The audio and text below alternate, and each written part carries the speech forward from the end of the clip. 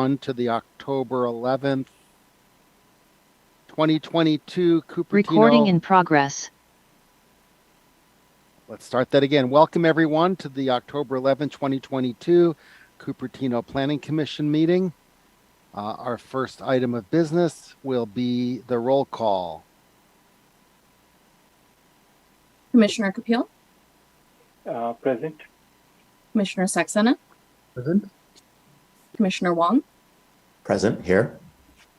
Vice Chair Maripatla? Yes. And Chair Sharp. Here. Great. So our next item will be the approval of the minutes from the September 27th Planning Commission meeting. If everyone can take a minute to look those over if you haven't already and make any corrections or additions. Chair Sharp, if I may, Yes. and before the vote is taken, Right, public comment, right. Okay, Leah, let me see if anyone would like to do that. 1 second. So that's public comments on the minutes. Right, because it's an agenda item, anyone can comment on anything. And I do see one hand raised to comment on the minutes, I presume. Tej Coley, did you wish to comment on the minutes? You're unmuted. Actually, Chair Schrock, I was actually here to comment on the Sb9 portion, so I don't know if it's the right time to do it now or then. No, this is not the right time. Okay, great. Thank you. When we get to that agenda item, it will be the right time. Okay. So seeing no one wanting to comment on the minutes, can we have yes, go ahead. Sorry if I may, Chair Sharp. I did want to add to the public record. I did catch an error in the minutes on the header. It does show as September 13th instead of September 27th. So if adopted, I would like to make that correction. And I do apologize. I did not catch that prior to the meeting. Wait, where do you? If you go from page 2 onwards through the minutes, the header should say September. Oh, the header. Okay, 27th. okay. But the title at the beginning says September 27th. Yes. That is okay. correct. So that's a good correction. Okay. Anybody else wish to comment on the minutes? Syra, did you have your hand raised or you forgot to lower it? Forgot to lower. Thank you. Okay. Okay. So may I have a motion to approve the minutes of September 27th? I'll make a motion to approve the minutes of September 13th. No. 27th. Oh.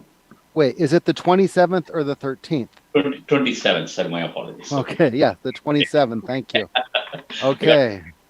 Can somebody please second that? Second. All right, 2 seconds. Vikram and Ray. We'll take Vikram. Now can we have a vote on that, please? Commissioner Capil? Yes. Commissioner Saxena? Yes. Commissioner Wong? Aye. Vice Chair Maripatla? Yes. And Chair Sharp. Aye. The motion carries unanimously. Great. We are now on, there's no postponements that I see here, so we are on to oral communications, and this portion of the meeting is for persons wishing to address the commission on any matter within our jurisdiction, but that is not on the agenda. So if it's on the agenda, this is not the time to speak.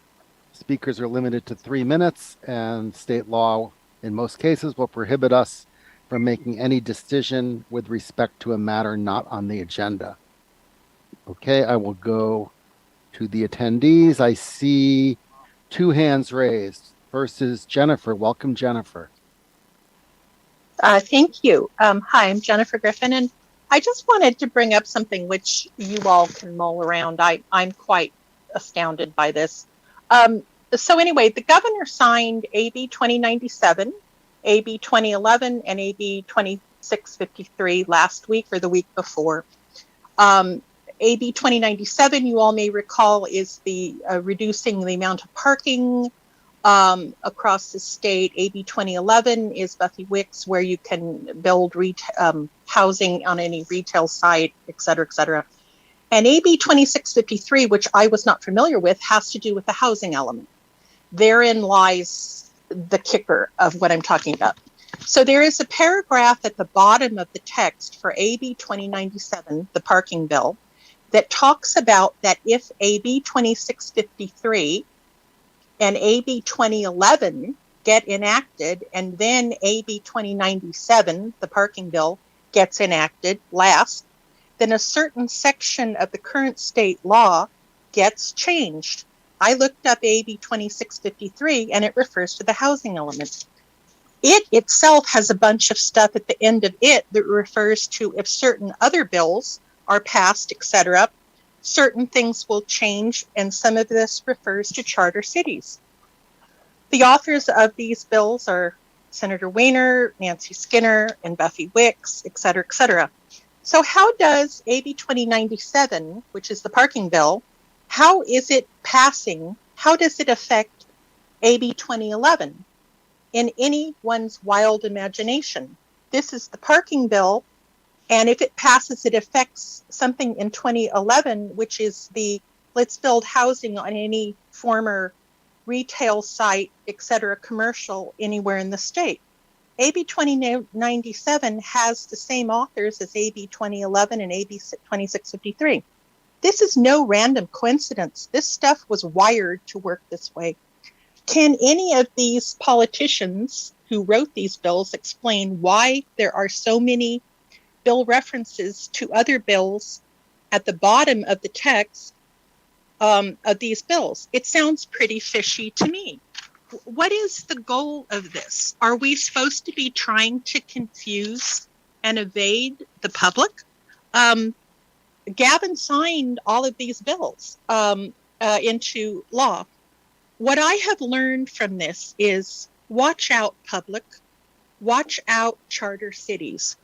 I'm really concerned that there is a private agenda here, and the public and the cities and the charter cities evidently are not involved or invited to this dance party. I'm concerned because San Francisco is a charter city. Thank you, Jennifer. You're out of time. Is going after it. Thank you. Okay, now we are on to Rhoda Fry. Welcome. Good evening, Planning Commissioners. I'd like to take a brief step back in history to February 1992, when I was in attendance at a City of Cupertino Planning Commission. Lehigh, then owned by Kaiser Cement, had just announced the developer's vision of the 21st century on their 3,600 acres adjacent to Cupertino. The ambitious plan would build up to 3,200 homes served entirely by public transportation, eliminating the need for cars. Naturally, this project would necessitate annexing the property from unincorporated county to the city of Cupertino. Prior to this announcement, all of the players had been lined up to make this plan a reality. In 1985, Kaiser executive Tom Ligon served on the County Board of Supervisors and attempted to relax housing density on hillsides. County Council said that he could vote, but the FPPC disagreed. Around 1990, we had former Kaiser employee and BACMed board member Barbara Koppel on our very own city council.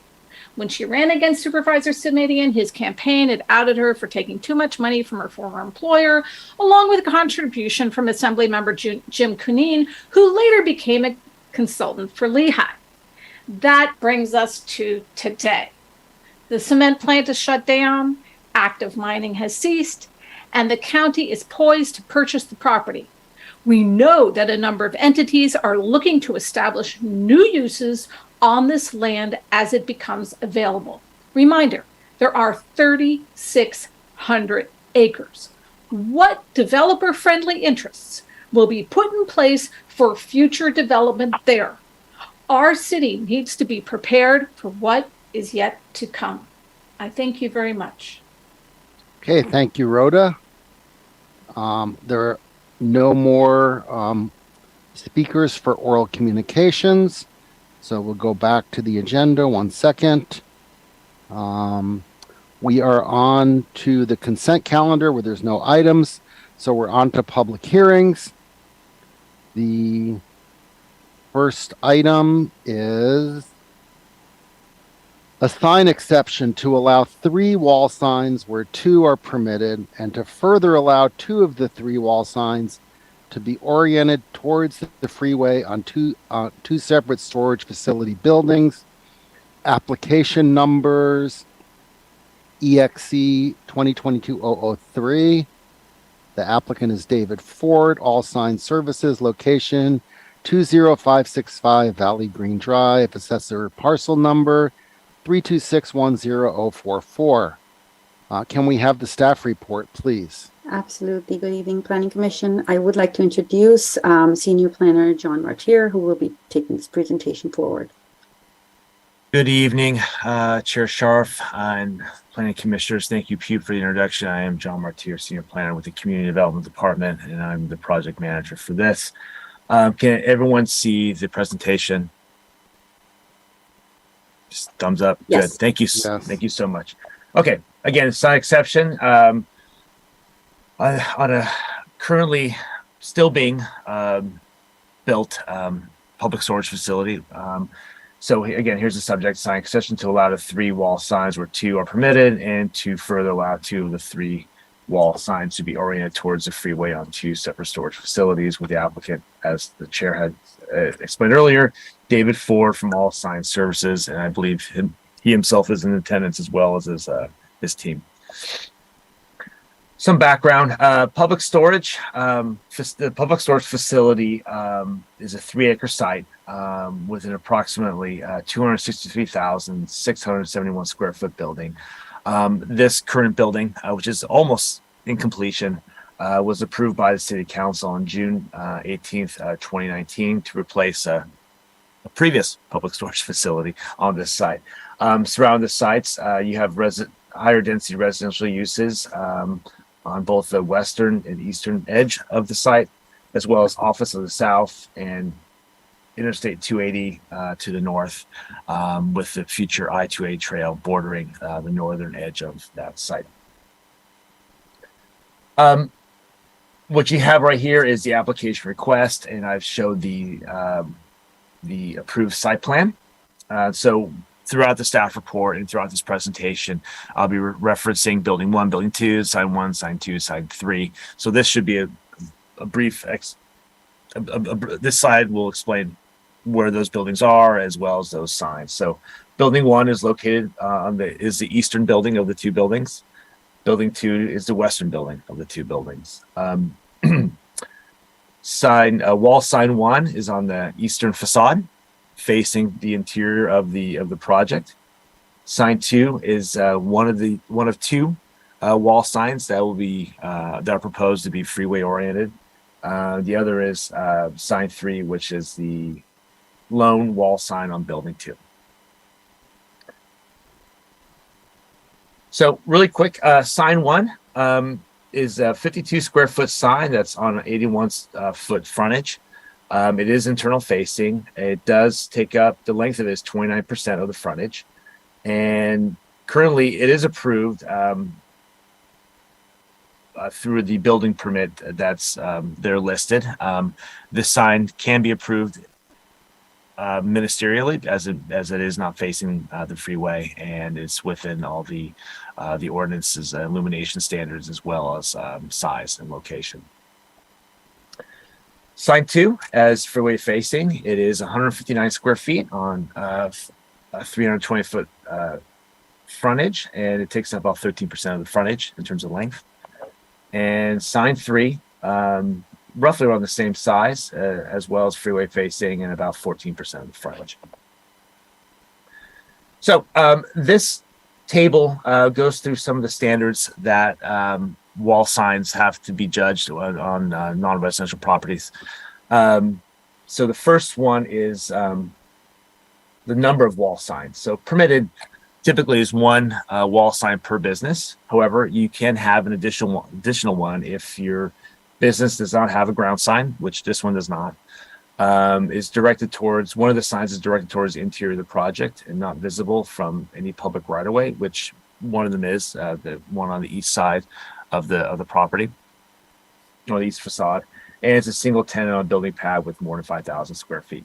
So signs 1 and 2, if the second sign was not freeway facing, could be approved ministerially. However, allowing a third sign for a single business would not be allowed without an exception to these standards. So the maximum size and length of the signs typically is 1 square foot per linear foot of building frontage, and as we saw in the previous slides, that the square feet, the size is less than what would be typically allowed or could be allowed, as well as the percentage of the frontage maximums, and all 3 of those signs meet that standard. Illumination restrictions. The maximum amount of foot Lamberts is about 250, and the proposed foot Lamberts for all 3 of those signs is 88.8 foot Lamberts, which is far below what is typically allowed. So freeway-oriented signs, again, allowed per business is 1 per business or tenant in a building occupied by 2 or more tenants, and maximum's 2. Not per business, but maximum 2 for any like, I don't know, shopping center or a multi-tenanted building. So typically what would be allowed is a one freeway oriented sign per business. The further exception for this application is 2 freeway oriented signs, which typically would not be allowed per the sign ordinance, where you would need an exception to approve that even further. So going through the applications, staff's recommendation is a little bit more conservative than what the application is coming in for. So staff is, as you read through the staff report and through our resolutions, that staff is recommending the Planning Commission approves a sign exception allowing sign 2 to orient I-280, Interstate 280, but not to allow the installation of sign 3 in any location on the property.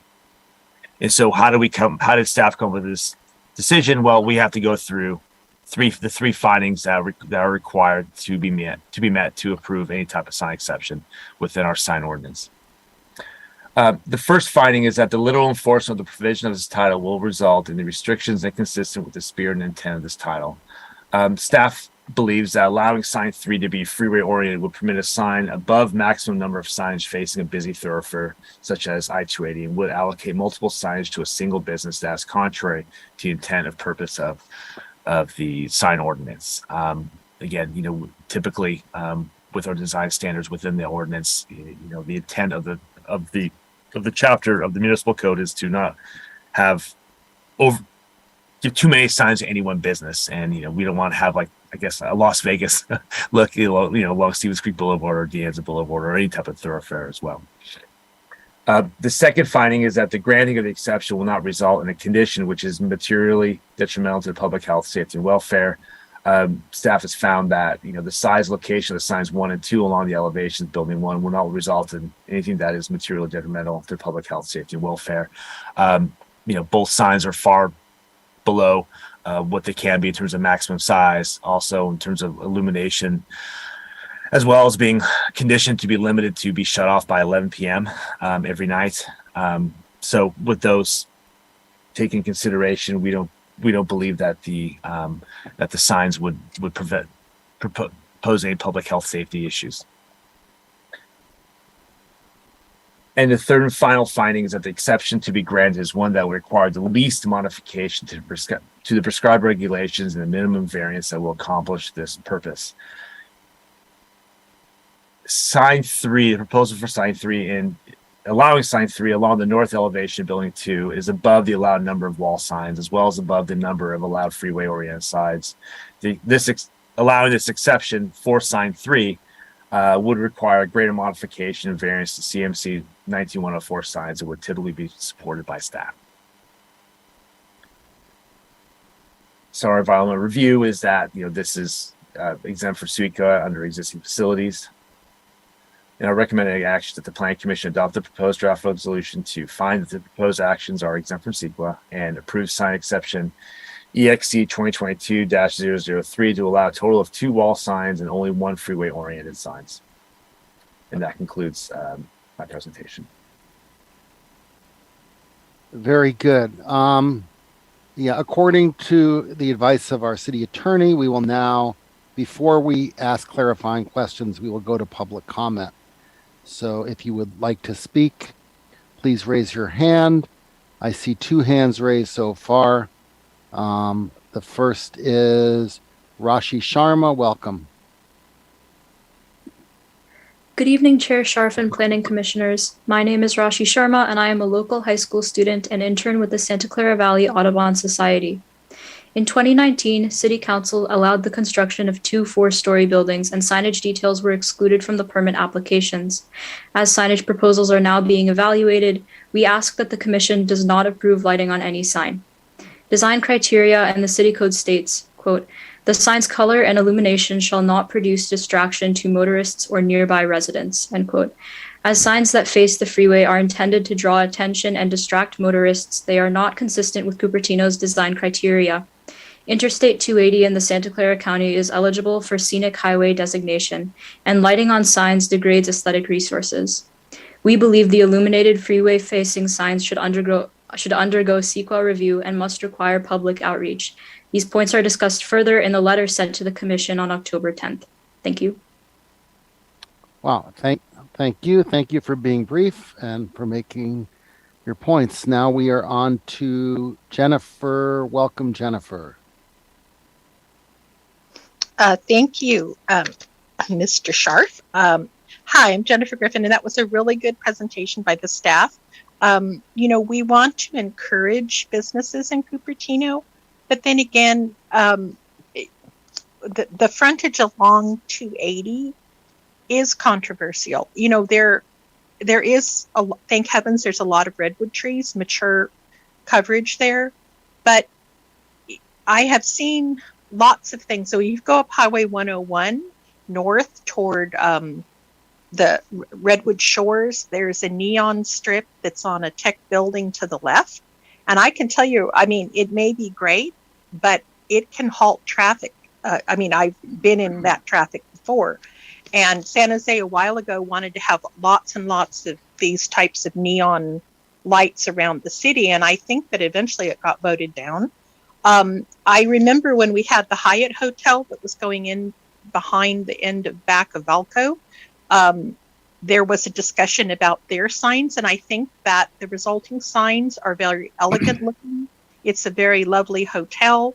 And I would wish the same for the public storage building. I think I have seen the public storage edifice as it's come up. I saw it for the first time a couple of weeks ago, and I knew what it was. I will just say it's a nice building. There aren't a lot of mature redwoods there. We might plant more, but I think that with the public storage building, I think staff is correct to maybe just have one sign there. It is, I've used public storage before, and I have another storage site in Cupertino, but it is an orange sign, and it's one of those things. Yes, the company needs to have advertisement, but there is an issue in terms of the frontage along 280.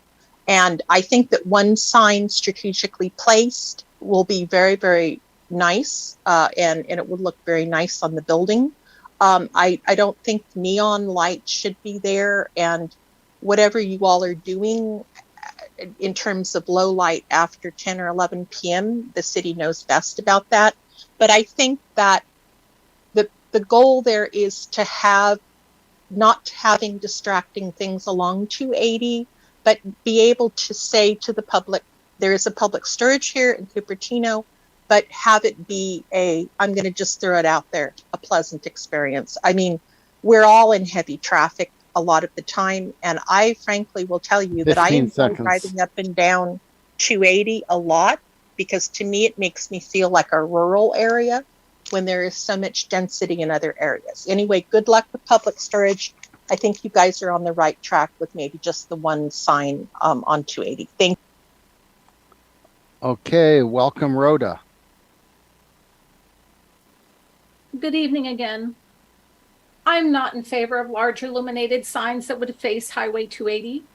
Does the city of Cupertino want to be known for defiling one of California's eligible state scenic highways? Please help me understand why the application that is justified by saying that the building is existing, but the construction is incomplete. Specifically, 6 out of 8 of the permits pulled on this project have not even been final. So the justification for being exempt from CEQA because it is an existing facility makes no sense to me. Please also help me understand why a very similar or perhaps even identical sign permit was issued on 7/6/2021. Permit numbers BLD 2021-1294. You'll also see that in my written comments I sent 2 yesterday. Furthermore, unless we do CEQA, we will not know whether the project poses a health and safety risk. The sign ordinances 19.104.050 and 19.104.220 are specific in this regard, as mentioned earlier. Quote, the proposed sign's color and illumination is not in conflict with the safe flow of traffic on the city streets. And, quote, unquote, the sign's color and illumination shall not produce distraction to motorists or nearby residents. Well, tongue twister. Okay. To my knowledge, this would be the closest illuminated sign to our freeway, which again is eligible to be considered a scenic freeway. We need CEQA. And finally, I'm going to repeat this so that you know this forever. Does the city of Cupertino want to be known for defiling one of California's eligible state scenic highways? Thank you for your consideration. Okay, thank you, Rhoda. So we will bring it back now for clarifying questions from the commissioners. I just wanted to ask one thing before I go to the other commissioners. If they're permitted 2 signs now, what is the exception for sign 2? Freeway, it's freeway facing. That's the only, yeah. Okay, thank you. And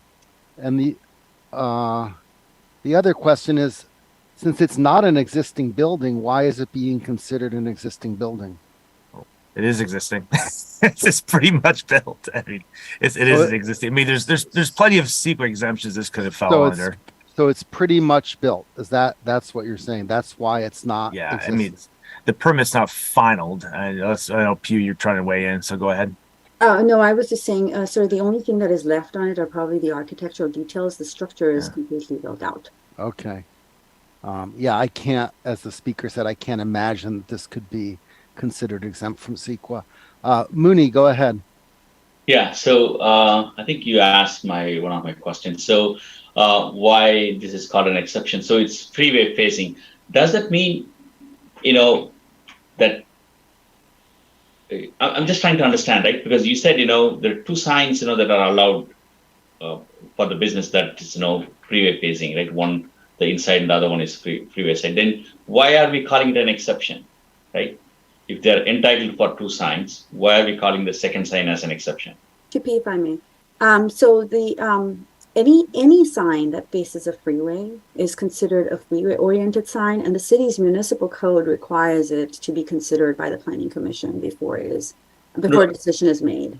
Great. Sure. I understand, the commission has to weigh in because anything that's not facing freeway, that's, staff approval. But anything facing freeway is, commission approval. Mm-hmm. But why do we tag the term exception? That's just how the municipal code is written. So it's just the term that the municipal code uses for it. Okay. So now, are there any illuminated signs facing 280 in Cupertino jurisdiction as we speak now? If I can weigh in, thank you, Pew. Right across 280, Cupertino Inn has one that was approved about 6 years ago, and I believe the Hyatt House has one as well. So those are the other 2 that I know offhand that have it. I can add one more. It is the large Balco Shopping Center standalone sign. That is also freeway oriented. Okay.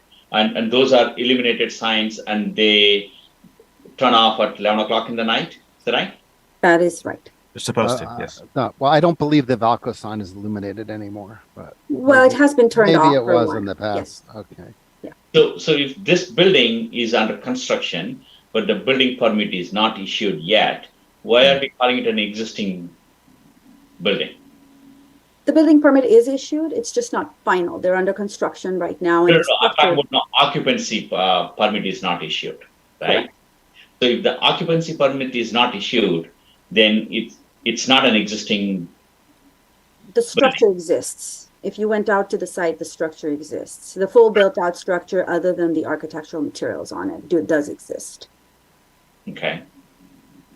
But there is no pre-existing structure prior to this new structure was being built. There was. So this structure replaced a prior public storage facility.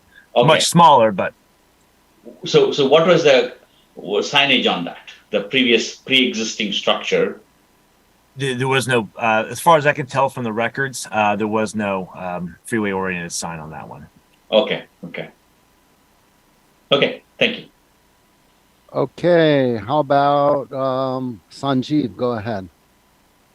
Yeah, just a question on this. I'm just wondering that that sign number 3, which is you're objecting to, not to approve, and sign number 2 is fine. Is there a CMC or a municipal code that these signs have to be right in the front of the building? Or if I can think of it is that if that sign can be, second sign can be between the two buildings, building 1 and 2. And that way you have an east one sign and one front one facing, and you meet their requirements. There is no sign 3. And the sign number 2, which sits between the building 1 and 2, covers both the buildings. I mean, I'm just looking at the picture, and that's how I see that, because the sign 2 is in front of the building 1, sign 3 is in the front of the building 2. So, and seems like there is some gap between the building 1 and building 2.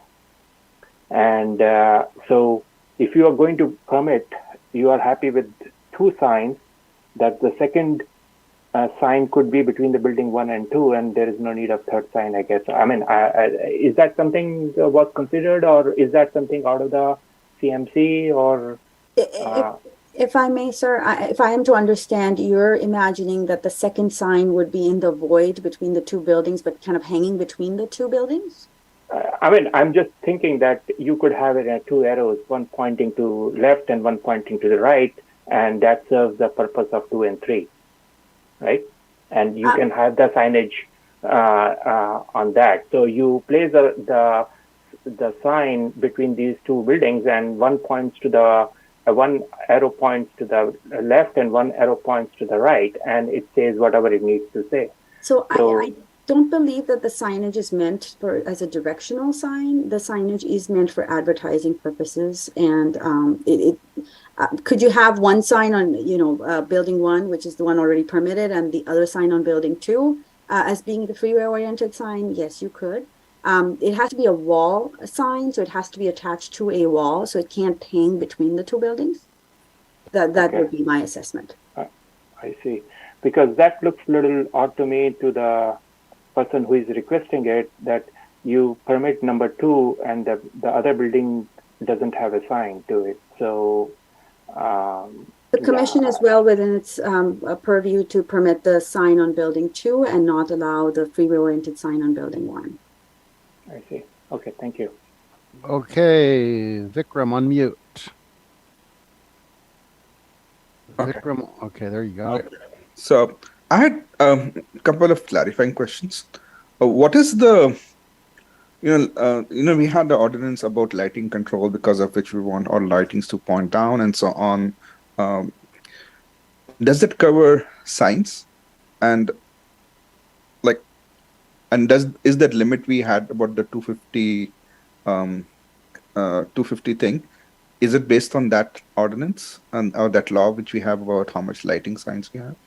So, a great clarifying question, Commissioner Saxena. So the dark sky ordinance is, I believe that's the one you're referring to, exempts signs that meet within the dark sky ordinance. They exempt signs that meet the 19104, which is our sign ordinance, which would be this one. The foot lantern standard was one that's been in the sign ordinance for, I would say, for as long as I can remember. Q, I don't know if you've been here longer than I have, probably since you've been here too. So that standard within the sign ordinance for the foot lamberts, which I believe you're referring to as well, has been there predating the dark sky ordinance, I should say. To me, it looks like a gap in the dark sky ordinance, honestly, because when you have such giant signs and so on, that's a question. The second question I had was about the scenic highway designation of 280, and where does it extend to? Because I know we love the riding on 280, and does that designation end somewhere? Does it still cover city of Cupertino? And like, what's the details about that? Sure. You know, and I have the Bay Area map showing the, if you don't mind if I share my screen. Yeah, go ahead. Okay. So Caltrans maintains a map of what, you guys see my screen? Did I? Yeah, we see it right here. Okay, perfect. So here's Cupertino. Oh gosh, my computer's slow. I'm sorry, guys. Right here is where the proposed signs right there. So the blue is the eligible for a scenic designation. Now, to become a scenic designation, the city has to take extra steps to provide an application, a plan of action, how they'll regulate the standards to be a scenic highway and whatnot. It's a pretty robust process. In fact, when the building was being evaluated per CEQA through our CEQA consultant, they had stated that this, there's no impact to the highway because it's not officially designated scenic highway. It's just eligible. So, okay, a long way of answering your question, commissioners. That the closest one is downtown Saratoga, Highway 9. Right here, you can see in the orange right there. If you can follow my cursor, that's 5 miles away. In 280, it's the Alpine exit right there by Stanford University. Okay. So I guess the question I have is, does the building, the way it stands right now, eliminates the Cupertino portion of the highway to be designated as scenic in the future? I don't know enough about how Caltrans designates it. Just from what I've seen just throughout the Bay Area, I don't know if a single sign or any type of sign on a building would eliminate an eligible portion of freeway to be in the future considered as a scenic highway. So I can't. I think even KQED wrote to us, and I mean they're pretty active in the area, that the sign would be in some way ending any aspirations for a scenic highway. That's the way I interpreted it. But I would love to get more details on that. Yeah, in terms of the KQED journalists, I think they were under the impression that there was an actual billboard throughout the city. I think that was going to be a billboard, which is not. It's a moderate. I guess that's semantics. That this is mounted on the building, but it's still a lit sign, right? So, correct. Okay. Good. Thank you. Okay, Commissioner Wong, go ahead. Yeah, my main question was the illumination ordinance that's in place. I think there's a 250 Lambert restriction, and it's 2 hours after business is closed. What do you do when the storage unit's open 24 hours? Or is the storage unit open 24 hours? Great question. I don't believe the use permit allowed them to be open 24 hours. Pew, do you know? Do you remember? I do not, but we can certainly look that up while we wait. I did want to also address Commissioner Saxena's question a little bit about the eligibility of the scenic highway, if I may, Chair Sharp. If you look at the map that John shared, it actually extends that eligible route all the way down to Highway 17 and along 280. And we all know that there are signs along the San Jose portion. If you go by Saratoga and 280, there are fairly large signs that are visible from the freeway. Okay. And most of these storage places do close at 6 p.m. I think that's what I want to double check. So if I remember. I'm pretty sure we can look it up, but I don't recall there being a 24-hour conditional use. It's not 24 hours. Okay, yeah. No, that's question number one. Question number two was more back to just dark skies. Have we actually run this against the dark skies ordinance just to see if it complies in terms of the requirements? Yeah, and the dark sky ordinance provides an exception for signs that are consistent with the sign ordinance. So, and this would fall under that exception or exemption, I should say. The dark sky ordinance really, through the chair again, really the whole purpose of the dark sky ordinance is to make sure that illumination is downward lit. If it is lighting stuff up after 11 p.m., that it's downward lit, that it's not, pointed up. And one of the conditions of approval of this particular sign is that the signs be turned off at 11 o'clock. Got it. Okay. And then the last question was really about for the applicant. Has a suggestion been made to the applicant as to being able to put I'm trying to put the quick map in terms of the sign, by putting the sign on the western part of building 1. Is that the middle? Has that suggestion been made instead of putting it on the eastern side of building 1 as it is today? Not that I'm aware of, no. The only suggestion we had made early on, again, I took this project on after Erica had left. So earlier discussion I wasn't privy to. We did let the applicant know that our support for the third sign, we would not support the third sign. In terms of having that alternative, I don't believe we've made that in the past. And I know I haven't made that suggestion. Okay. And then a question for the city attorney, assistant city attorney. It's within our purview to determine whether the signs can be illuminated or not, given it's an exception. Is that correct? That's actually a question. I haven't looked at that, but I believe this lighted sign is permitted under our CMC. Okay, for the 1 and 2, correct. So. Yeah, and to the extent of its luminance, it's below what is required under our ordinance as well. I think it's at 88 Lamberts or something like that. Yeah. Correct. Okay. All right. Thank you very much. That's all I have for you, Chair. If I may, through the chair, also suggest, I know that Commissioner Wong asked a question about whether communications have happened with the applicant. I believe the applicant might be here tonight. I don't, if there are any questions for him. Okay.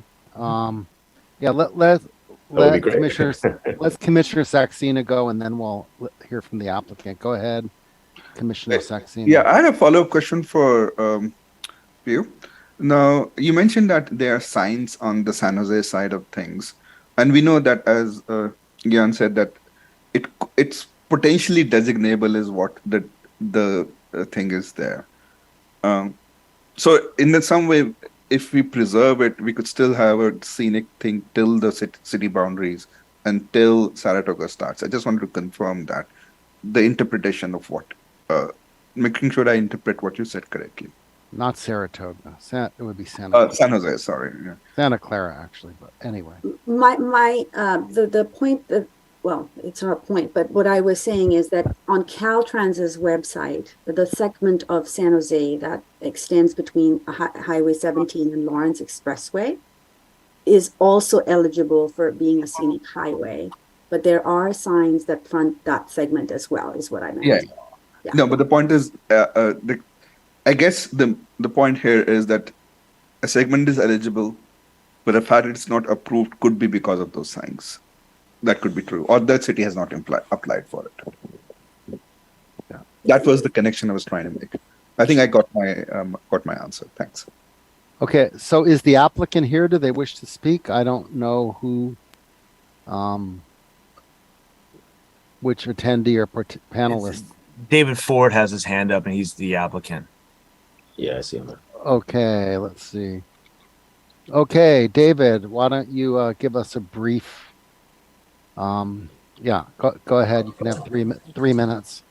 Sure, I'll be very brief. Good evening, commissioners. My name is David Ford. I'm here representing Image National, which is the sign company that designed the proposed signage for this project. As John mentioned, we've been working with planning staff on this signage since February, and we appreciate the time and effort that they have spent working with us. While we're in agreement with the majority of staff's recommendations, we believe that the findings can be made to allow both of the freeway-facing wall signs based on a few factors. First is that the site has a unique location, as it does not front a public street. There's offices between this property and Valley Green Drive, so their only visibility really is facing the freeway. The development of the property is unique in that this is one commercial business with two separate buildings, and the size of each building exceeds 100,000 square feet. And lastly, there is limited visibility from the freeway due to the existing trees. I think I had sent late to John a kind of some photos that we had from the freeway showing that a lot of portions of these buildings are blocked by those trees, which are right along the freeway there. The idea was that one sign would be visible on one building for southbound traffic, and the other would be visible for northbound traffic. We believe that these unique aspects would justify approval of all three sign exceptions that we're requesting. Thank you very much for your time. Happy to answer any questions. We also have Josh Pate is on with Public Storage. I know that there's another gentleman, Andres Friedman, who had tried to join but was having some issues getting connected.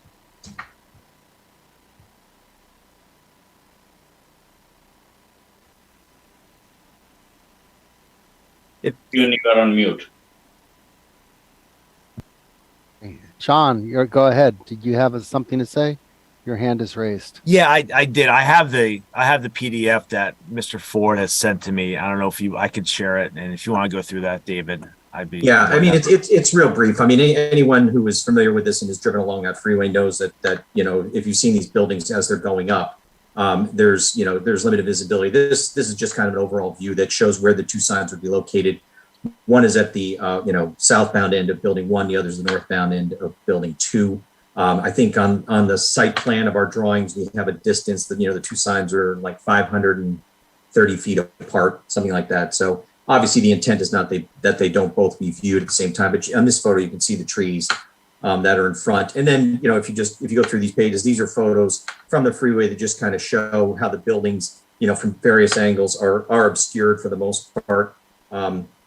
Again, just trying to get some visibility for public storage, knowing that they don't really have anything on the other side of the building that faces Valley Green Drive because of the other offices and so forth that are there. Perfect. Thanks, John. Sure. Okay. Okay. I don't see. Oh, Mooney, go ahead. So I'm just curious, right? So I understand, the signage facing towards De Anza makes sense, right? But on the previous side, they're going to be obscured by, the trees. Why bother even, put up signs?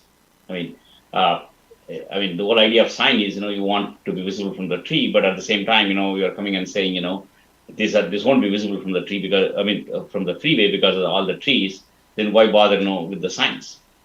Because something is not adding up. Yeah, I think there is some visibility from the freeway. I think what we were trying to point out was that it's not like these buildings, the entire buildings are, visible the entire time you're along 280. If that was the case, I think only one sign would be sufficient because everybody could see it in both directions. The trees partially obscure both buildings. And because of that, we feel like, one sign on each building would provide visibility for both northbound and southbound traffic. Okay, thank you. So there's no more hands raised by commissioners, and the assistant city attorney advised me the proper procedure here before we deliberate among ourselves is to make the motion and the second, and then we deliberate and then we vote. So making the motion and seconding it does not mean that you're voting to approve the resolution. It just means that we will be discussing it. Did I get that right, Attorney Wu? That was perfect, Chair Scharf. Okay, thank you. And I believe this is consistent with Rosenberg's rules of order, which the city has adopted. So, saying that, I will make a motion to find the project exempt from CEQA and approve the sign exception EXC 2022-003. And would somebody like to second that? I'll second it. Okay, great. Okay, so now we can bring it back to discuss it among ourselves. So, oh, Michael, you have your hand raised. Thank you, Chair Scharf. Okay. I know there's been some discussion about CEQA. I just want to say that a couple of things. The first one is, to the extent this was a category exempt project in the beginning, the fact that they're now requesting signs also means that they're continue to be exempt under CEQA. And in addition, even when not the case, this doesn't have any environmental impact, so it would be exempt under CEQA. Okay, thank you for that opinion. Mooney, go ahead. So yeah, I want to go back, as a staff, right? So I don't remember if I heard the answer. The previous building that existed here, the old one, did it have, a lit freeway facing signs? Not that I can find, no. Okay. So It was a one-story structure, so there was no purpose of having signs. okay, and this one is how many stories? 4. 4 stories. Okay. And where are we on the permitting process on this one? Like, not the building permit, the signage permit, right? So is the applicant asking for permit or no, or where are we on that? So currently they have one sign permit approved, and that sign permit was only for the one on the east facade, the one that's not being asked for the exception. Okay. Yeah. So the one facing on the Dianza side is approved and ready to go. The ones facing the freeway side is what we are discussing here. And of those, staff is recommending to approve only one, whereas the applicant is asking for 2. So it's up to us to decide to approve, 1 or 2 or no 0. Precisely. There you go. You got it. Thank you. Okay, Mr. Wong, go ahead. I actually think there's a bigger policy issue here, and I think it's a question of whether we want to have lit signs on 280 in general, and I think that's the larger question here. And I know we've got some exceptions. I think we've got a potentially large project if they clean the contaminated land on the project that will be super lit. So we probably should think about the broader implications of what we want to do with 280. We have some exceptions with Hyatt House and some exceptions with the Cupertino Inn on the end, but we don't have a lot of exceptions. And I think if we have a movement in the city in general to keep dark skies and to pursue the dark skies approach, then we probably should think about the larger implications of limiting lighting on 280 and lighting in that area in general. That will cover a large number of items. So I was actually going to propose a substitute motion to actually deny, but didn't know what the process was for that, if that was an option. But yes, just to deny the lighted sign portion of it, and then you can figure out what's done for the third sign or not. So, what's the Rosenberg's rules for that? Do I just make a proposal for a substitute amendment to address lighted signs on 280 in this case? No, I mean, and hope for a second. The attorney can answer, but I mean, we are not talking about lighted signs on 280 in general here, so that would have to be an agenda item. Is that correct, Michael? Yeah, so you want to discuss having just a policy discussion on the pros and cons of having lighted signs that's not before us here. Yeah. Okay, but I can make a motion to deny, just so that people understand it's really about the lighted signage on 280. And if there's a second for it, we can actually consider that as a substitute motion, if I understand that's correct in Rosenberg's rules. I just want to verify that before I do that. So.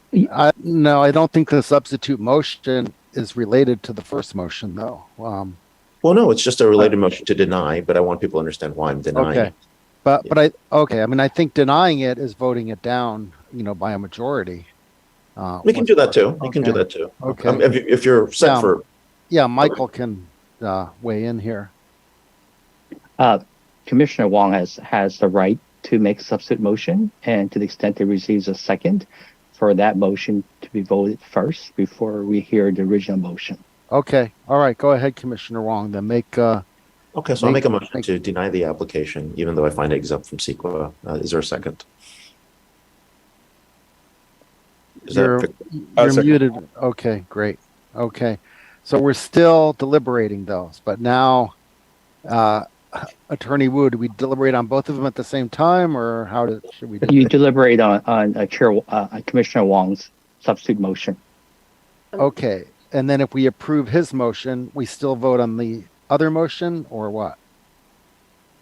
If you approve his motion, then it over. moves the Yeah, it's over. original motion. over. But I see that County Manager Pugh has her hand raised. Go ahead. I had a clarifying question. I know that Commissioner Wong's motion was the substitute motion. Was it only the lighted sign that was being denied, or just zero signage facing the freeway, that the unlighted sign facing the freeway too? I just wanted to clarify. Oh, thank you for the clarification. I think that the denial is on the third sign, but that's all I can do because the first two are actually permitted. But we do have the right, if I understand, to deny all the signs facing the freeway. So if that is correct, and I just want to validate that, I'm just walking people through the process. I'd like to deny the signs facing the freeway. So, Okay, thank you. Outright. Right. Okay, Vikram, go ahead. Yeah. So actually, I wanted to get clarity on that because I think the way Gyan presented, it was almost like that the second sign facing the freeway doesn't even require an exception. That's the sense of, I mean, I'm confused.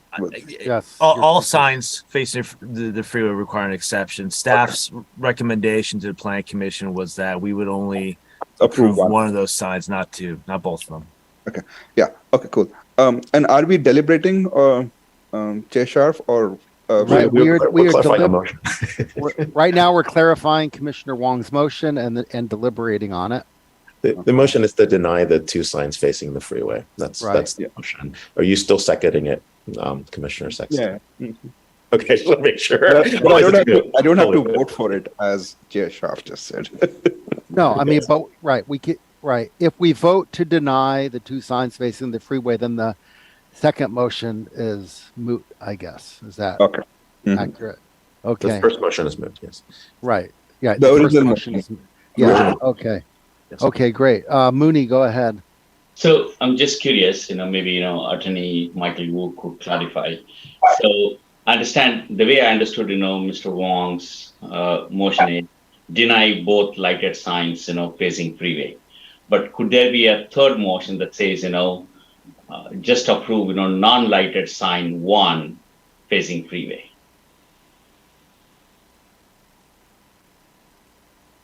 Thinking through that one. Okay. Where's the Venn diagram for this? Okay. Maybe we should go one at a time. Please let the attorney respond. Yeah. Mooney, you're free to make a motion. We have a substitute motion on here and deliberate, and then you can vote on that and then present another motion. The deliberation. After voting on this, we can present another motion? You can make a friendly amendment to the substitute motion, and perhaps the commissioner will be open to it. Okay. So I propose an amendment to the second motion, that's Mr. Wong's motion, which is go ahead and approve, one signage facing the freeway, non-lighted. And is Commissioner Wong okay with that? Interesting. I'm okay with that. As long as it's not lighted, but this is interesting. The thing is that the applicant hasn't asked for non-lighted. That's the thing you are adding from your side. So I'm not sure that is reading this right now. That is what is being requested by the applicant. Okay. Yeah, I'm hearing Commissioner Wong's motion to be a conditional approval of the sign facing the freeway on the condition it's not lighted. Yeah. Let me clarify this. I am fine with the first sign. I didn't want any signs facing to a lighted or non-lighted. That's where I'm at. So, okay. and, so you're opposed to the friendly amendment? I am opposed to the friendly amendment. Okay. A friendly opposal to the friendly amendment. So, Attorney Wu, how would we vote on Commissioner Wong's motion without the amendment? That you vote for what he's moved and seconded by Commissioner Approval for Saxena. sign. No approval for sign 2 and sign 3. Right. Okay. All right. So, yeah, before we vote, Commissioner Kapil, did you have something more to say? I just want to point out here that there is a precedent here we have signs facing 280 before for other buildings. So before we go into a direction of proposing new stuff to the applicant, one thing we should keep in mind. And second question, the question I have, this is a comment. The question I have is that the dark sky ordinance, basically, does it apply for freeway or does it apply for local streets only? So 88 Lambert illumination, which has been proposed in that, is that has any significance towards the any clarification in that ordinance is for freeway facing or a local street facing, or is it kind of a totally oblivious of these two facts? I can answer that, Commissioner Hill. It's citywide. That's standard. Okay, thank you. Chair Sharf, if I may Yes. also address one issue. These signs were specifically exempted from the dark sky ordinance as an economic development activity. It was discussed by the council at the time. I happened to work on that ordinance, so I did want to put that out there as well. Okay. That there was a specific exemption carved into that ordinance for signage for businesses. Okay, thank you. So, are there any? So, I mean, personally, I agree with Commissioner Wong's motion to deny both freeway-facing signs, lighted or non-lighted. So that's how I would vote. If there's no more comments, Yeah. okay, go ahead. I just make a comment that I think there are two things. At a very meta level, I think the question is, what does the sign provide to the applicant? What does it do to the city and the people around us? Okay. To me, the sign, especially if it's going to be open only after the thing is closed, it's just an advertisement. It's not serving a purpose of navigating people to the storage or anything like that.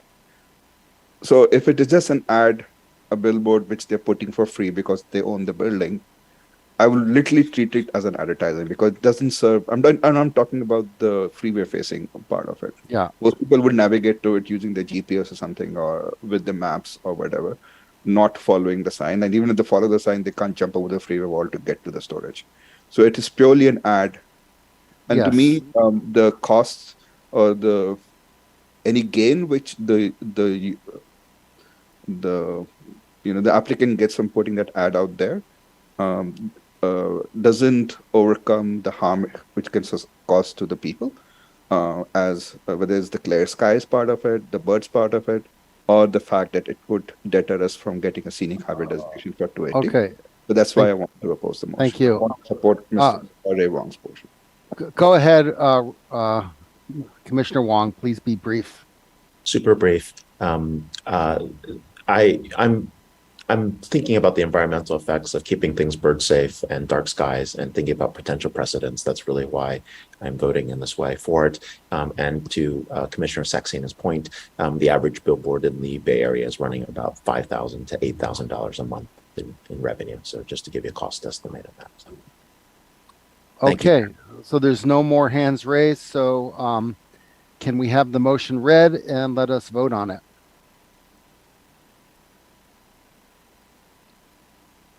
Okay. Commissioner Wu, who is the staff member that will read the motion that Ray proposed? I can do that. Go ahead.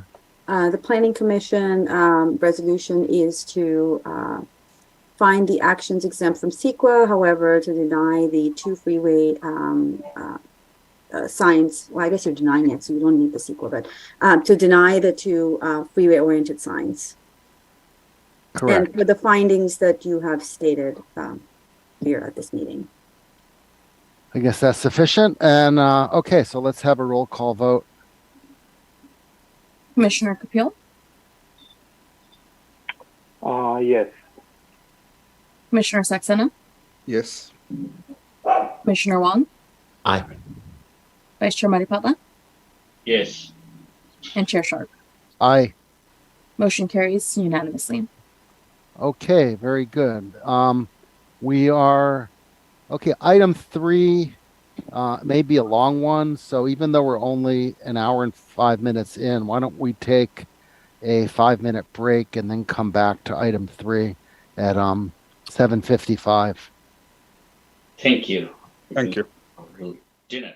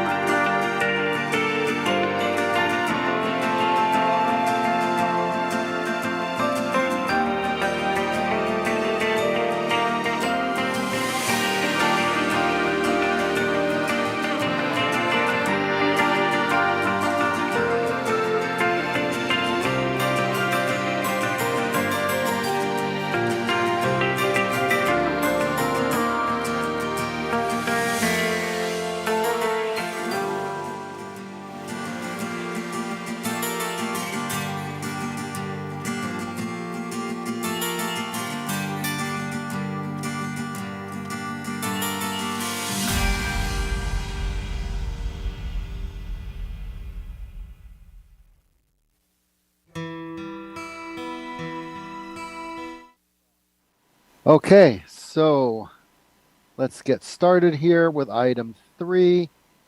This is to consider an ordinance to implement new state legislation, Senate Bill 9, that provides for ministerial approval of up to 2 units and or a lot split in a residential single-family zone.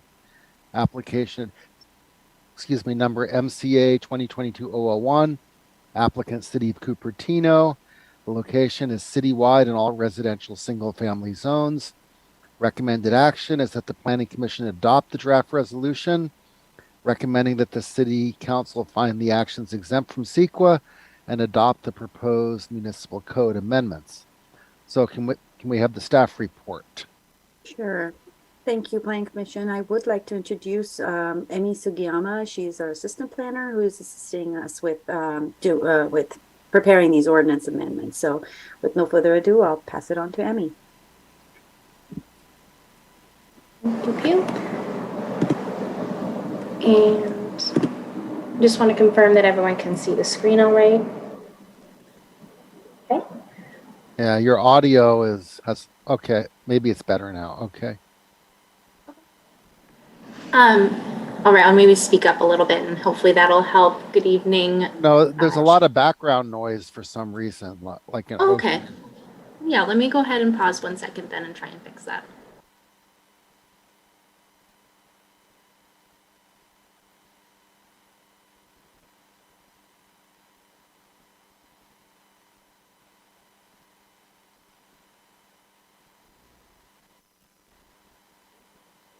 All right, can you let me know if that's any better? Oh, much better. Okay. Okay, fantastic.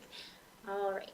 Well, good evening, Chair Sharf and Commissioners. I'm Isayama Planning Staff, and I'm here today to present the proposed regular ordinance to implement the city's Senate Bill 9 objective standards. All right. So as a bit of background, Senate Bill 9 went into effect at the beginning of 2022. In anticipation of this, the city adopted an interim ordinance on December 21st of 2021, and that ordinance is set to expire on December 19th of this year. As such, with your recommendation, staff is planning to take the proposed ordinance to City Council on November 1st and 15th, which would ensure that the standards would go into effect prior to the interim ordinance's expiration. All right, Senate Bill 9 or Sb9 requires that cities ministerially approve both the development of 2 units on a single family zoned lot and the subdivision of 1 single family zoned lot into 2. Throughout this presentation, I will be referring to the development of 1 or 2 units on a lot under the provisions of Sb9 as Sb9 Development, and then the subdivision of the lot into 2 lots as urban lot splits. All right, to further clarify the allowances, here's an example of a standard single family lot. Under typical standards, this kind of lot can be developed with 1 single family home. However, under Sb9, the lot can be developed with up to 2 units or be split into 2 lots through an urban lot split. Now, following that urban lot split, each resulting lot can either be developed with 1 single family residence subject to the typical standards of the municipal code, or be developed with up to 2 units subject to the requirements of Sb9 and the city's objective standards. So for a property to qualify for Sb9 development, the property must be in a single family zoned district. Additionally, the project cannot result in the demolition of affordable or rental housing. It cannot be located in a sensitive area as identified under Senate Bill 35, and it cannot be in a historic landmark or in a historic district. Following their development, these units cannot be used as short-term rentals. In addition to the criteria outlined on the previous slide, requests for urban lot splits must also meet state criteria. These include a requirement for the property owner to reside on one of the resulting properties for at least 3 years. The lots must be at least 40% the size of the original lot and cannot be less than 1,200 square feet in size. Additionally, the urban lot split may only occur once on a property and cannot be used by the same owner across multiple adjoining properties. Finally, lots created through an urban lot split are limited to residential uses. In terms of the standards for development that the state prescribes, SB9 requires that cities allow for residential units that are at least 800 square feet each and have side and rear setbacks of 4 feet. Additionally, SB9 does not allow the city to require setbacks for existing structures or structures that are rebuilt within the same footprint of an existing structure. In SB9 development, the city cannot require more than 1 parking space per unit. And in terms of urban lot splits, the city cannot require off-site improvements such as curb gutter sidewalk or expansion of roadway. And they also cannot require the correction of any non-conforming zoning conditions on the sites as part of the approval for the urban lot split. While the state requires cities to allow for those items that I just mentioned and supersedes other city regulations, the law also allows cities to impose regulations so long as they are objective and do not prevent an urban lot split or the construction of at least 2 800 square foot units. In drafting Cupertino's regulations, or the objective standards, staff focused on creating standards that would preserve neighborhood character, maintain privacy protection, minimize traffic conflicts, and protect environmental resources. Staff has performed outreach to ensure that feedback from both City Council and the public was incorporated into the proposed ordinance. The City Council conducted a study session to discuss major items addressed through the proposed ordinance. Staff then hosted a hybrid community meeting, which was attended by 101 residents and resulted in the completion of 71 surveys. Following that meeting, an additional 17 members of the public were surveyed at last weekend's Diwali festival. With feedback from City Council and the public through both preliminary applications and outreach, staff has drafted the proposed ordinance, which has carried over the majority of the standards from the interim ordinance, with minor clarifying edits, which were made and additional terms being defined to ensure that objective application of each standard was applied. Additionally, some more major modifications have been included, and these are ones that we'll go over later in the presentation. In terms of definitions, staff has added the following definitions to ensure clarity for both the public and for reviewers. And then staff has also modified a few of the existing definitions, again, for extra clarity.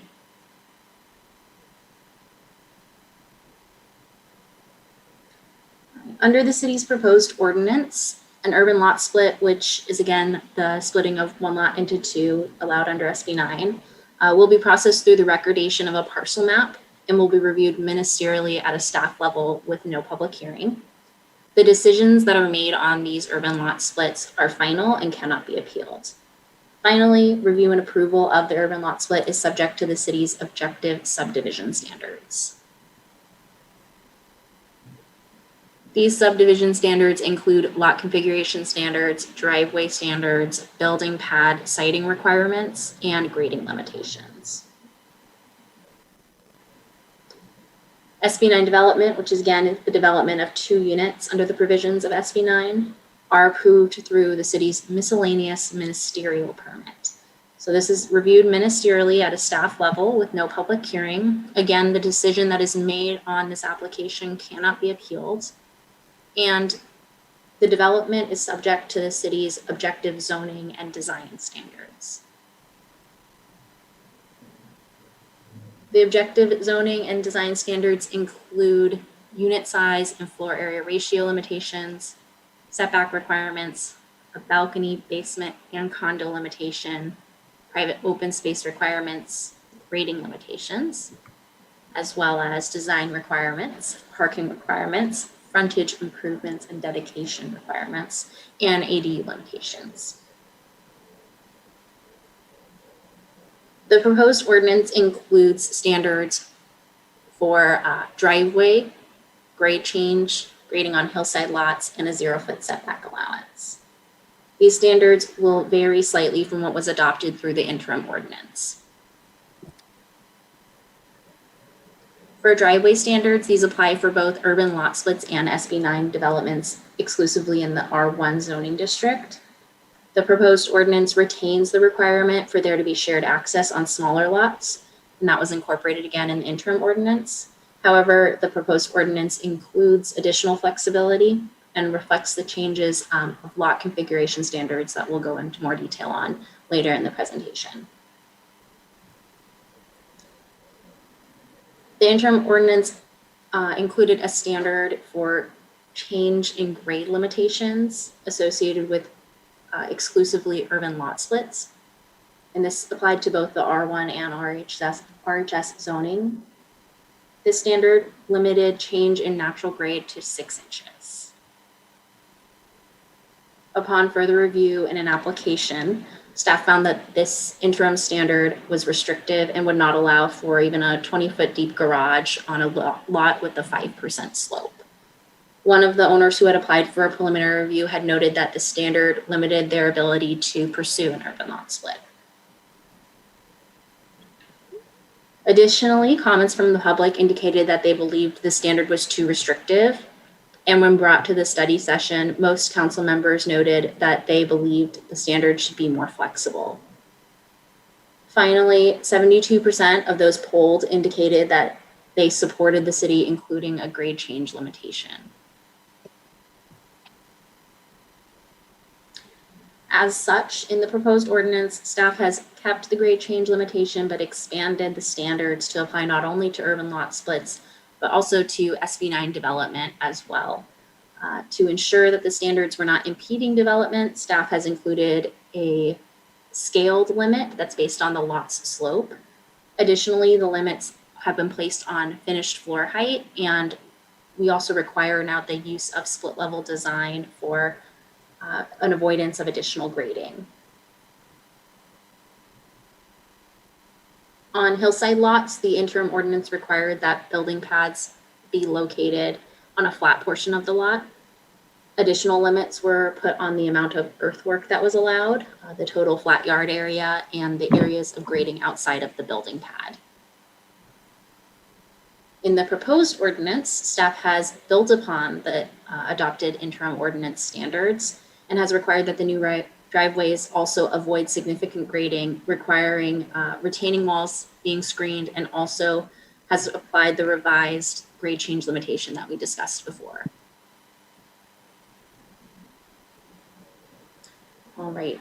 In the interim ordinance, there was a provision included for a 0-foot setback on lots divided through an urban lot split and then developed with Sb9 units. This provision was added to incentivize an increased setback along all the other property lines. During the study session, staff noted for City Council that the standard could use additional clarity, and council members supported staff recommendation to add modifications to the standards. And so now, as proposed, the 0-foot setback allowance would only be allowed when other side yard setbacks are a minimum of 5 feet on the first floor and 10 feet on the second floor. Units along the 0-foot setback are developed at the same time, and the entirety of wall faces with the 0-foot setback are structurally attached.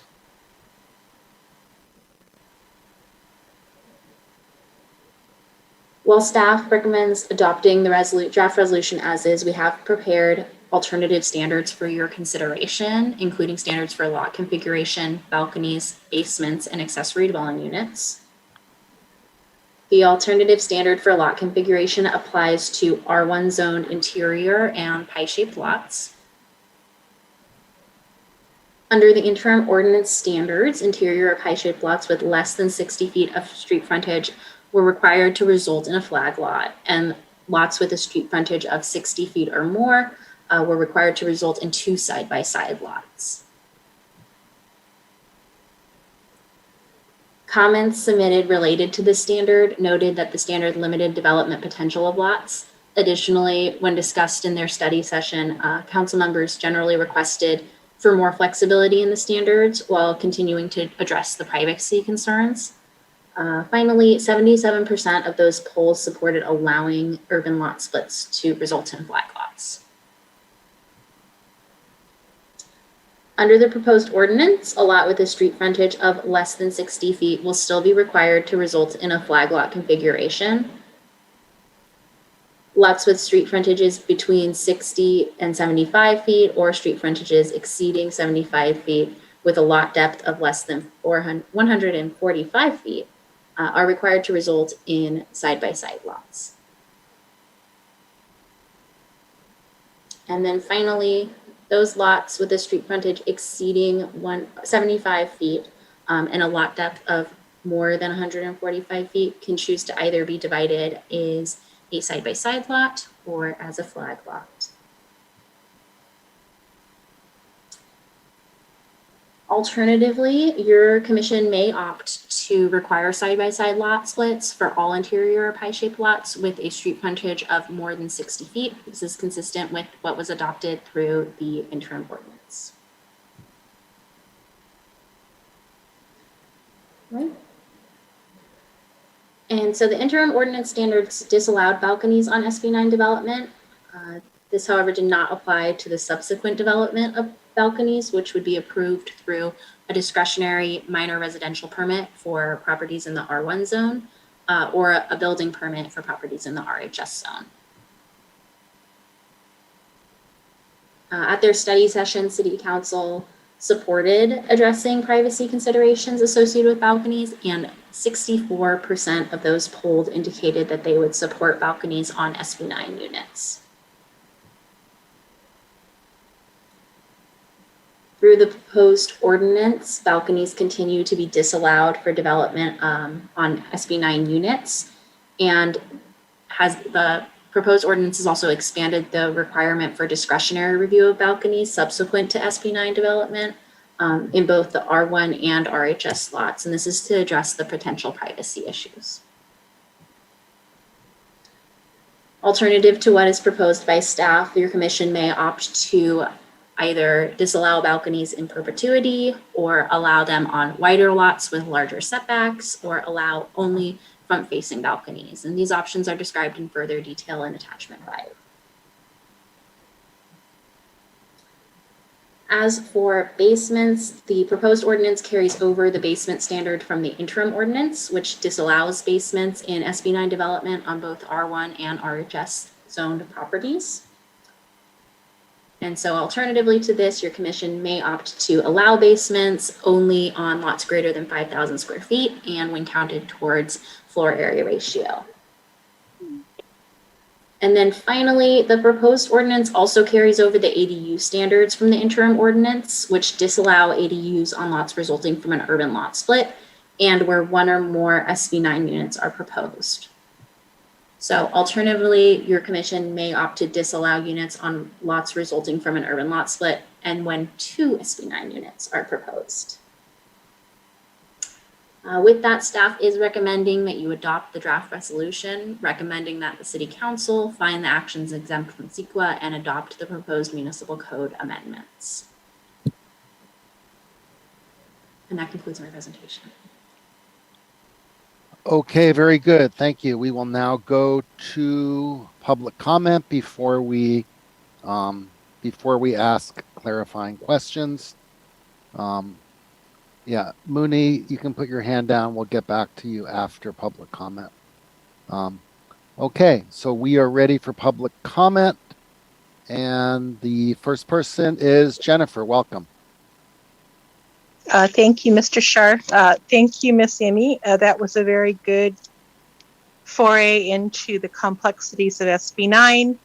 I did attend the public session on SB9 and all the other meetings, and especially from what I spoke about in the finding strange wording at the end of other bill text, I am currently of the belief, and then I'll talk about SB9, that the authors of SB9 are incompetent. We do not know who the actual bill authors were, but from things that they have made in this bill, which is essentially ministerially splitting a lot, that's impossible. That's a stupid way to do anything. And then the other part about the maximum, like 4-foot setbacks, it leads me to believe that the governor signed these bills, and the bills are basically incompetent. The bill authors, if they want to identify themselves, are probably, we're going to find out that they have zero land use experience. If the senators and assembly people who claim that they sent these bills forward, if they authored the bills, they're incompetent to do that. They're elected officials. They have other duties. It would be like you had a third grader writing SB9. That is my opinion. And I think it's going to be borne out. Then again, I'll just make the statement that the part about SB9, and I mean, it's the governor's at fault too. The public, we have had to clean up the mess from this bill for the last 9 months. And, you know, we're wasting our time cleaning up the governor's mess and the incompetent bill authors.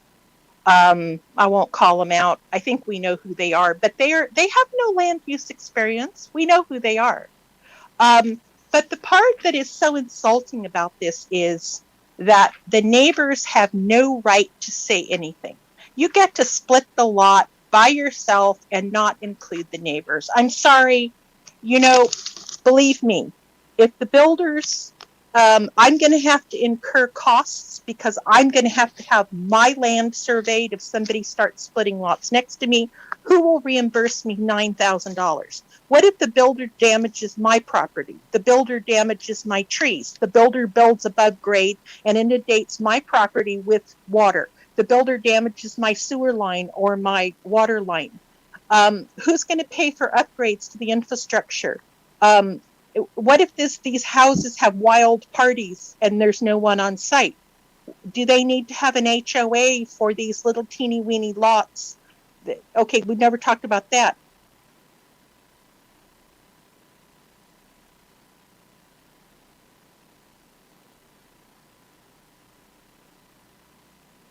I'm sorry, on to Tej Kohli. Go ahead.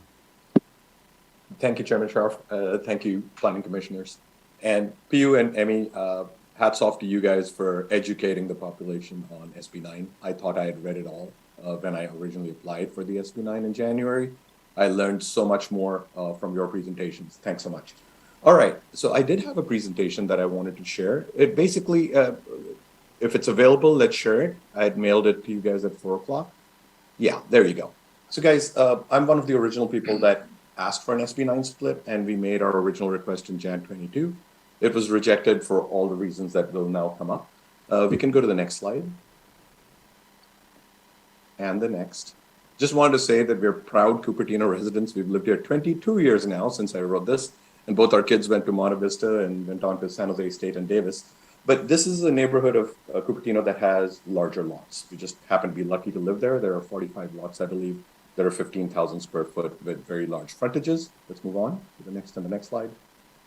So what we were asking for was this flag lot split. We noticed in the new proposal that because these lots are larger and that each flag lot is 7,500 square foot with a golden ratio, which is probably as large as 50% of the units in Cupertino, I'm glad that the planning group has decided to suggest that this is a possibility. Let's move on to the next. So we've talked to all our neighbors, at least most of them. We had a backyard party. They all support this. They love the fact that the house in the front will not break away from the city frontage. This whole neighborhood has 100-foot wide houses, so this maintains that beautifully. Houses to the left and right of us are 2 stories. Houses around us are single and 2 stories. I have pictures of all of them from Google Maps, so don't want to waste your time on that. The cool part about doing it this way is they're very solar friendly. The solar is east-west, so both homes will get proper solar. Next slide, please. So this is where it gets kind of confusing to amateurs like us. You know, in the Declaration of Independence, we said all men are created equal. It took us till 2019 to get women and everybody included. But all land is land, right? All land is created equal. So if we were to split our lot based on the SB9 guidance, right? A buyer comes and buys this lot, hypothetically. To now build on this lot, and this is an urban lot split. I mean, thank you for that clarification. I'm learning that difference, urban lot split versus SB9 development. So they come in and they want to build via SB9, or they can build under the standard discretionary process. Is that right? That's a question that, I'll have for the planning department, and if they can guide us, that'll be great. The last thing I'd want to point out is the lot split fee. The old fee of $19,000 was very expensive and almost felt as if it was, to discourage people. So these are a bunch of little questions that will come up. But again, thanks to the planning department for coming up with rules that are flexible.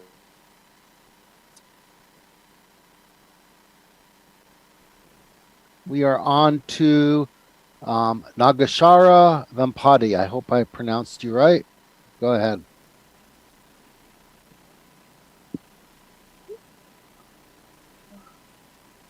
You need to unmute. I can't unmute you. Yes, I'm unmuted. Can you hear me? Yeah, we hear you now. Go ahead. Thank you, Chairman Shroff, and thanks, Pio and Amy. I think you did a good job of the presentation, educating everybody what happened. I attended the survey meeting earlier, and like it was alluded to in the previous presentation, my thinking is we expect after a lot split is done successfully, both the lots are going to be paying taxes and they're going to be part of city of Cupertino. So all these lots should be treated as equal to the rest. And I'm glad the Planning Commission is making a change to the grading rule, which was too restrictive. I also recommend that they remove the restriction on amount of cut and fill. Right now it's 2,500 cubic yards, and this impacts a lot on hillside lots, where you can build one house with a cut and fill of 2,500 cubic yards. If you say that two houses have to be built with a cut and fill of 2,500 cubic yards, that becomes very restrictive. So my request is make some modification to this or make it discretionary based on the situation, because in a hillside lot, you do require a bigger cut and fill. This probably doesn't apply to flat lots, but on the hillside lots, you do. So either remove the restriction of 2,500 cubic yards, make it 2,500 cubic yards each, or make it discretionary based on the situation. Thank you. Thank you. I don't see any other hands raised, so we can bring it back to the Planning Commission for clarifying questions to staff. Mooney, you're first. Unmute. Okay. Okay, yeah. So first of all, thank you to the staff, for doing a great job, not only here, but also, with the community. Because I attended the session a week or 2 days ago. It was very informative, and I believe a lot of people attended. So I really appreciate that. The only thing is, I wish, I had access to that recording so that I would have seen, myself and, familiarize, all the changes, or, this presentation that we just went through, was available, before the meeting. So because we're talking about a lot of changes, to the existing interim ordinance, right? So, and also, it's not clear to me in my head, all the changes that are being proposed, because, I saw staff saying, the commission could adopt, A, B, C, and all that, right? So it's like, there are multiple options, and I'm not sure, which option, for a given topic is being recommended to be adopted, right? So that part is not clear to me. But I do have some questions, right? So, so Amy, you said, built within limits doesn't require, setbacks. Can you please clarify that? I didn't quite understand what that is. Yeah, I can try and clarify that. So basically what this state allows is that if you have an existing structure and perhaps it has non-conforming setbacks and you rebuild it, it can be built with those same non-conforming setbacks. So in the same location that the previous one was built. Okay, okay. So it doesn't mean that zero setback, like, you can build up to the fence. It doesn't mean that, right? It means, whatever the existing exception that the exception carries.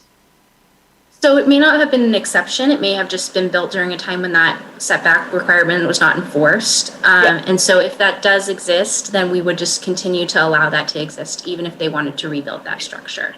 And so that could be a 0-foot setback in some cases. Okay. So basically we are saying, grandfathering of, existing setbacks, basically. Even if it doesn't comply with, the new requirements, if it will be grandfathered. If I may clarify that too. So if you have an unpermitted structure that is there, that doesn't necessarily grandfather in an unpermitted structure. It has to be a permitted structure. Right? Yeah. Yeah. So the permitted ones, whatever setbacks, that existed before we established, municipal code for setbacks would be grandfathered in. That's right. Okay. That's good. Does the Sb9 split of a particular lot, does it preclude, neighbor's lot from applying for a split? It would not. They would only be precluded if they were the same property owner on the neighboring property. So that's not to have serial development there. So if somebody owns 2 adjacent plots, you're saying, they can do one Sb9 split on one plot, but not the other one? If it's adjoining the property, then no, they would not be able to. If they perhaps owned it across town, that may be a different situation. But if they're right next to each other and they're the same property owner, they're not able to do 2 lot splits. What if there are 2 distinct lots on the same street but not adjacent to each other? I believe that those would be allowed, but you can correct me if you have a different understanding. It's just literally adjacent lots that cannot be subdivided. Okay. Yeah. Okay, so that's good. Thanks for the clarification. And can someone apply for a Sb9 lot split now, but not act on it? Like, they got the lot split approved and, but then they just, living as it is, on the existing structure, not build anything for next 10 years or 15 years. Is it? So the lot splits are only good for as long as the state law would allow those to be tentative maps. They're parcel maps. As long as parcel maps are allowed to be alive, essentially, the permit to be alive, that's as long as they would live. And then they would expire at some point if they're not used. Let's say, let's say I apply for a lot split, right? But I technically got the lot split approved, right? My lot getting split into 2 units and all that, but my house is, straddling, both you. So you can't, you have, there's more stuff that needs to happen once let's say whoever the approval authority is, once that happens, in this case, it would be a staff level decision. So once that decision is made, there's still more steps that one has to go through in order to actually record that property as 2 different lots. Okay. So if you don't go through those motions within a certain amount of time, that approval could lapse. Okay, so interesting. So does that include, me going and, tearing down my existing structure that straddles, both lots and, building 2 units, otherwise, the approval expires? Is that what you're saying? You could technically have you would probably have to, so if your property line goes through the existing structure, you'd probably have to demolish the structure before you can record the 2 lots. But okay. You would, the development is a different matter. So okay. That's the subsequent thing. But at least, to record as two lots, I have to demolish existing structure. Only if it's in the way. Yeah. Okay. So, so Sb9 2 units built out without split versus with split. What's the difference? In your diagrams that you showed, right? There is a single family lot as it exists today. 2 units can be built on it through the Sb9. And then you also showed a diagram where, the lot is split and, 2 units are built, on as independent units. So what's the difference between those 2? It's really a matter of 2 versus 4. It's as simple as that. So you take your lot, for example, Vice Chair, you could build either another primary unit on it, which would be considered a duplex, or you could take your lot, split it into 2 and put 2 duplexes on each of those lots. So it's just 2 units or 4 units. Splitting enables me to go up to 4. Correct. Okay. That's the difference. Okay. So are there any restrictions in terms of, a lot that's split with the SB9 being treated as a second-class citizen? What's the difference? So there are some distinctions because we do have to have objective standards on things such as grading and things like that. There is more authority or more things that could potentially be required, as a discretionary matter if it's a discretionary parcel map approval. When it comes to an SB9 split, it's really a matter of, do you meet the standard or don't you meet the standard? It's got to be a black and white answer, pretty much. Wherever it's gray, it basically means that we've lost discretion in the matter. And to be fair, it's going to be very hard. There will be cases where it'll be like, okay, this is a gray area and we don't have much regulation about it. But we've tried to address most of what we think are the big picture issues, which is grading, how tall you can build and things like that. Did I understand correctly that units built on lot splits, SB9 lot splits, the maximum it can be built on, a structure that can be built on each unit is 2,000 square feet? Is that? That's only if you're using the ministerial process to develop SB9 units. If you use the city's discretionary process, that's still, as you would your normal 2-story permit with the extra setbacks and all the other things that are regulated under the city's regulations, you could still do that. You could still build a basement. You could still build balconies as we normally would approve. Okay. But if you want to do it under the SB9 ministerial, standards, where you can get closer to your neighbor, where, you are on a smaller lot potentially, then you have to do these additional things, which are more, like I said, black and white. Okay, but if there is a large lot that gets split into two SB9 units, then they could go through the normal process, following the if they want to build a bigger unit because each one is at 10,000 square feet, they can build a bigger unit. They don't have to be restricted to 2,000 unit. Correct. So in Mr. Coley's case, the gentleman that spoke today, I think he would end up with potentially 2 7,500 square foot lots. Those are pretty standard sized lots, and he could proceed under the normal regulations to build a basement, to build a 2-story structure, as long as he meets the setbacks that are allowed under current city code. The normal process will allow. Normal process, yes. Last question. So there was one, you showed some diagrams about, if it's less than 60, you can only split, flag lots, and, if it's, 60 to 75, there is one way of doing it, and then it's above 75, but certain depth, you can do it in certain way. So I'm a little bit lost on that one, right? So it's confusing. So I can speak to that. So one of the things that we're trying to do is, like I said, establish those black and white rules. If your lot is this wide and, this deep, you get to do X, Y, and Z. If your lot is less than 60 feet, we're trying to make sure that you have enough street frontage. And so, Emmy, correct me if I'm wrong here because I keep mixing these up. If you're less than 60 feet, you have to do a flag lot subdivision. Because it means that ultimately you would end up with one building on the front with a certain amount of street frontage and then a flag that runs to the back to a separate piece at the back, another lot at the back.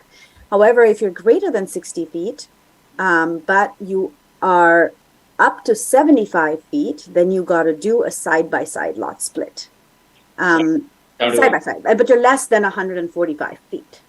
Okay. Or more than, or yes, up to 145 feet, you have to do a side by side, because at that point, we basically want to make sure there are eyes on the street, that there's a certain amount of facade that you see from the street and things like that. Also, because the lot may not be deep enough to have a building pad, because the lot won't be too deep, what that would force is to have a rear setback of 4 feet. So, it kind of forces that issue almost by virtue of the lot that you end up with. So in that case, the way that we're trying to address it, that you have to do a side by side, so you actually end up with a bigger rear. You have the option to have a bigger rear yard if you chose to do that. And then if you are greater than 75 feet, but, and Emmy, stop me at any time. If you're greater than 75 feet, but more than 145 feet deep, then you have an option. Then you could either do a flag lot because you're so deep that you're not going to impact and have a much smaller rear yard, or you can choose to split side by side. So we're giving people that option. Okay, thank you. Thanks for the clarification. Mm-hmm. Yeah, I'm done with my questions. Thank you. Chair. Okay, great. Sanjeev, go ahead. Yeah, I have a question related to that. So you said 60 feet facade at the front, right? And that doesn't say anything about the depth, correct?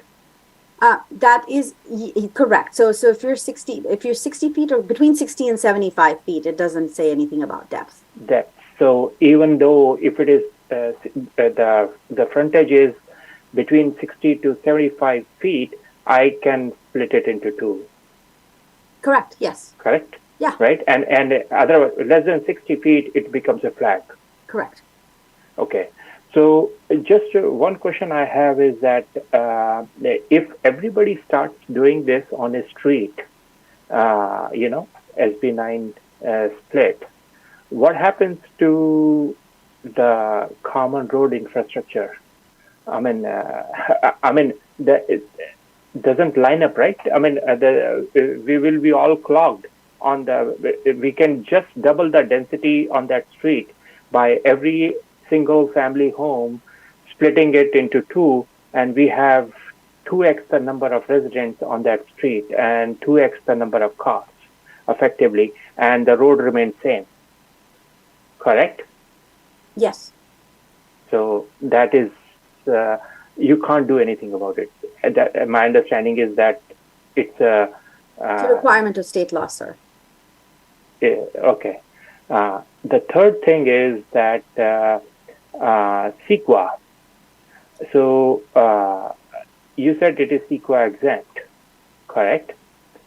So that means that irrespective of its condition deterioration from over the period of a time of the soil or whatever happened in that particular property, or we are not going to perform any testing, or is there any kind of a guide oversight on that so that you can still control some contamination of the soil or any other kind of a CEQA guideline, although it is exempt?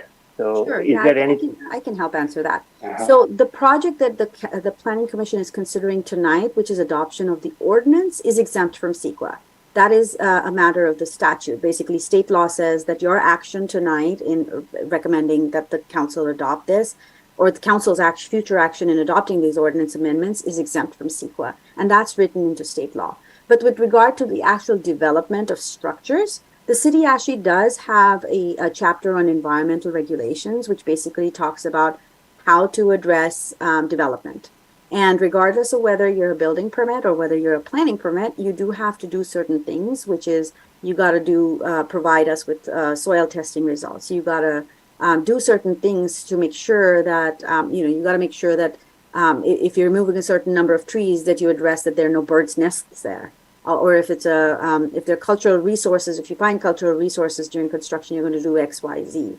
So there are these regulations that are adopted by the city already and in place, so that we would make sure that when applications come in, we would evaluate that application against those standards and make sure that they do those and make sure that they do those, implement those. Although they are Sb9. Although they are Sb9, it doesn't matter what project you are. I see. Okay. The another question I had was related to there is a parking provision, right, in this, and they say that you need to provide at least one parking. No, the city may require up to one parking spot. That's the maximum the city can require, and in some cases we can't require any spots because it's close to transit or what is considered transit by the state. I thought in the standard what I read, it is a half a mile from the correct from a major transport service. Correct. Then you, yep. Otherwise, what happens? You will need to. We can only require one parking spot for the split, for the both of them. No, for each lot. For any house that's developed, we can only require a maximum of one. One. So okay. Other question was that I think you are proposing basement not to be there. Can you explain that? Why are you saying so? Yeah, there are actually a couple of reasons why for under Sb9 development, we're not saying that basements are not allowed under the city's discretionary rules.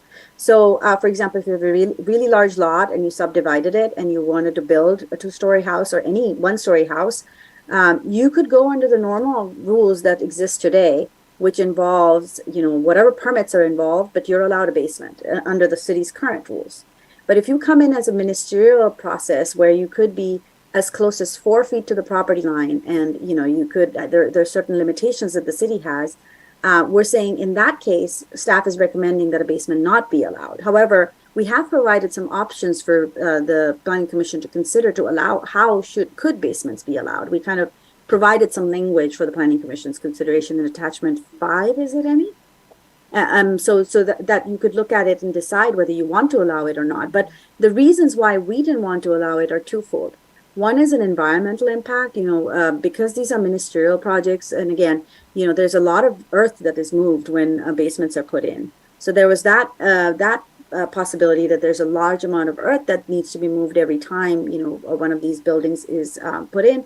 But also due to cost considerations, it's actually very expensive to put basements in because you got to put retaining walls, you got to put pumping systems. There's a lot of stuff that goes into to the infrastructure of the basement. So in order to keep the costs of these Sb9 units down, which is the whole purpose of having allowing this by the state, is to provide more affordable housing options within the city. That was another one of the reasons and considerations about why staff recommended. That's what ended up in the interim ordinance, and that's what we're continuing to recommend in the regular ordinance that is proposed right now. But Sb9 doesn't say anything about it. No, but the city can adopt any objective standards it wishes to. I see. Okay. Okay. Thank you. Okay, Ray, go ahead. Yeah, I've just got a few simple questions. I think the first one is, whether or not, is there anything in the interim ordinance that needs to be revised to comply with the state law at a minimum that we haven't done? Not that we're aware of at this point. Okay, so the interim ordinance could hold as it stands, right? If we need that. There are some clarifications that staff is recommending that we make just to make the language clearer, and that it doesn't have to do necessarily with expanding and allowing more than what was allowed under the interim ordinance. Okay. And in the neighborhoods that have, 10,000 square foot lots or 15,000 square foot lots, if Sb9, just for people listening so that they understand what's going on, if all the neighbors decided that they wanted to turn their neighborhoods into an Sb9 area, they would basically end up with the same density as like Rancho Rinconada. Would that be Potentially, yeah. Okay. Yeah, I mean, there are a lot of neighborhoods. The median size of lots in Cupertino is about 8,000. It's about 8,000, yeah. Which means the frontage is typically, 50 by X, right? It's typically, or 60. Yeah, I mean, I wouldn't want to hazard a guess. The 50-foot frontages, Rancho frontages are between 50 and 47. Pretty much everywhere else in R1 lots, they're about 60 feet wide at least, maybe a little bit more. So that's the average for those. Okay. And then I have a procedural question for the deputy city attorney. As we're going through this, are we basically going through each of the changes and actually voting, or to the chair? Are we going through each of the changes and voting and actually providing input, or is there a process for this so that we can go through each of the changes or amendments that are suggested? Because I think that it's going to come down to a level of detail. Yeah, I mean, I think we'll formulate a very long motion that incorporates all of our. So we should discuss all the points first so that we don't have to come back and reformulate the motion. Okay, just process question. Thank you. Okay, thank you. If I may, go ahead. I just did also want to the interim ordinance and the changes that are proposed related to carrying the interim ordinance forward are incorporated in the regular ordinance. For where we thought that maybe and where we figured the council wanted the planning commission's input on, we kind of added those as options in attachment 5 if it helps the commission to focus its attention on the stuff that are bigger picture issues. But there might be other things that you might be interested in. Is that the 57-page version with the changes, or is that a different one? Sorry. No, it's just much shorter. It's probably 4 sheets, It's the 4-shoe one. Got it. Okay, thanks. All right. I will go now. So the 0-foot setback that was mentioned, that's only if an existing building has 0 feet, right? Is that true? No, so the whole point of allowing the 0-foot setback is to have maybe a more building-like form when you look at it. Look at a structure from the street. So, for example, you have your lot and your house is right in the middle of it. Now you wanted to put 2 lots on it down the middle, but you could essentially redesign it to still look like one house. So that's the whole purpose of having the 0. Okay, so it's between the 2 units. Correct. Okay, it's not on the side of the back of the front. No, it's no, it's between the only units. between the 2 units. Okay, great. And I think maybe you misspoke, maybe not. Earlier you said you could build 2 duplexes on each lot. Is that true, or is it only 1 duplex on each lot? 1 duplex on each lot. Okay, A total of 4 units.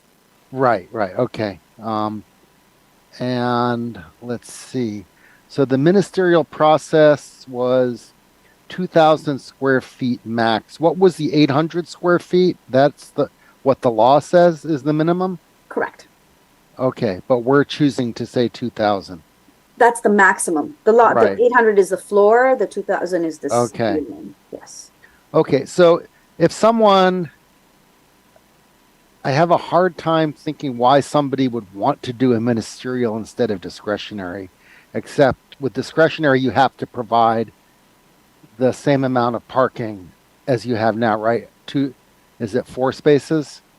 Correct. If you did okay, and then, but you would get to have a basement, a balcony, and you could have an ADU. Is that on each? I mean, you true? could have, yes. I mean, from an FAR perspective, it is quite possible that discretionary allows you more. Right. And I saw that there was a state law just signed by the governor. It sounds like now you can have a 2-story ADU because it can Not be necessarily, but 18 the height. feet plus 2 feet for the roof.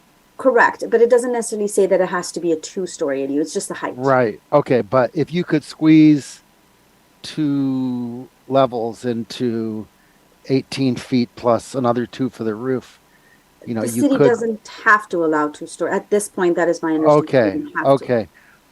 But we have to allow 18 feet plus 2 feet. We just don't have to allow 2-story. Correct. Okay. And as one commissioner pointed out, you know, since it's only 1 parking space required per unit, if a lot of owners did that, we would have a problem. So I guess like other areas in the Bay Area, we could do permit parking. There's no prohibition on permit parking in That's terms. Right. Okay. So yeah, balconies. Yeah, I think balconies are a bad idea. I don't know. Front-facing balconies on side-by-side units would seem to be okay to me, but that's not allowed in the proposed ordinance, right? You could do a balcony after the fact. So, you know, like you could, for example, come in with a ministerial Sb9 development and then say, you know what, I really want a balcony, and then go through the city's permitting process. Okay. To get a balcony. Okay, so it's still possible. Okay, that's there is good. a path. Okay. Yeah, but you couldn't do that for a basement.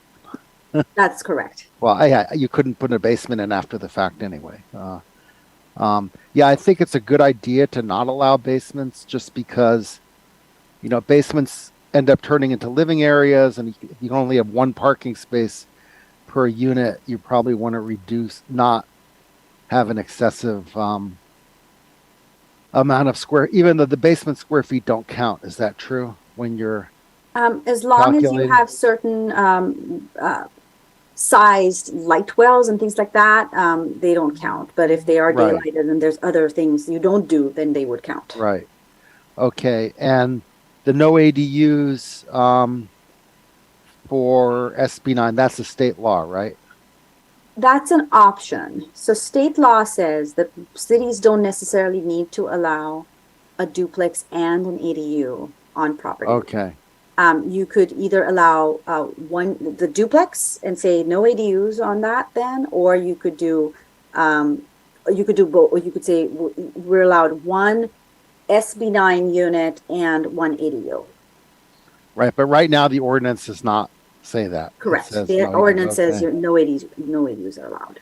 Okay, so the more complex. So you said the grading requirement, which used to be 5% limit, now it's changed, but I didn't see what it was changed to.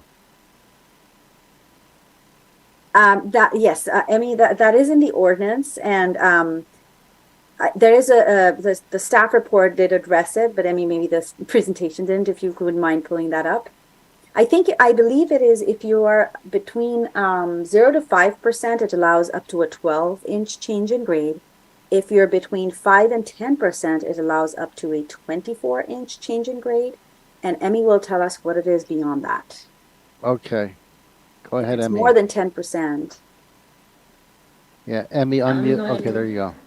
And share just the draft ordinance here. All right.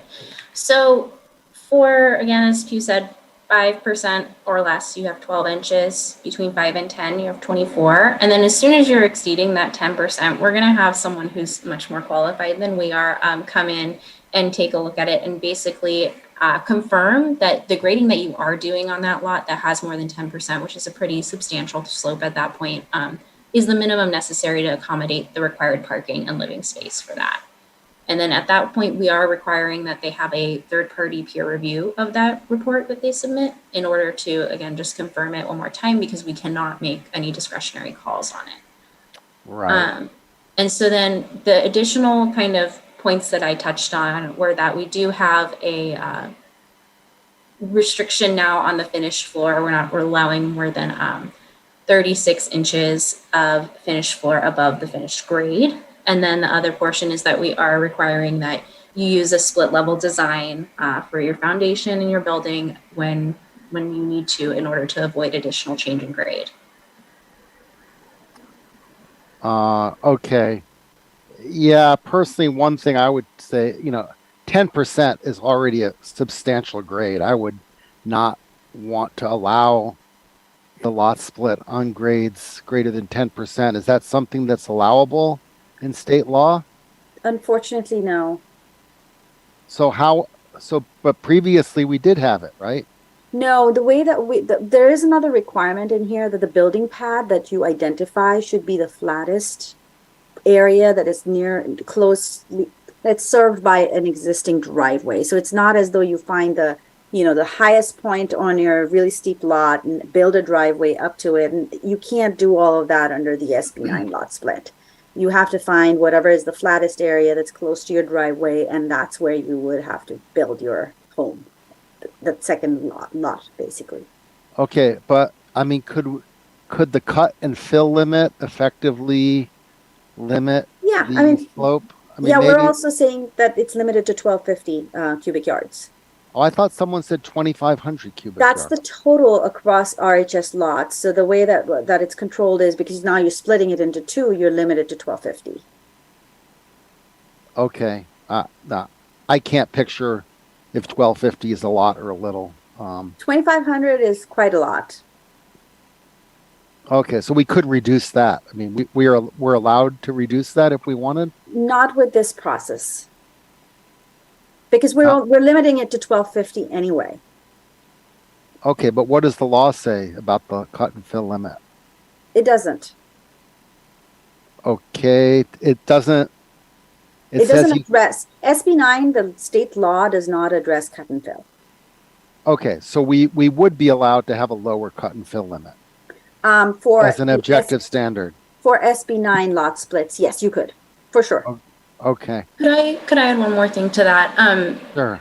So when we do have standards that become restrictions and would not allow for an urban lot split or development of those lots, then they do default to state law. And so they're allowed to have 2 800 square foot units. And we wouldn't be able to control how much they're grading on that. We would be able to apply other standards, but it just means that would no longer be applicable to them. So maybe just as a thought there, reducing it might be detrimental, too restrictive to a certain point. Yes. Right, but they could still do the 2 800 square foot units regardless.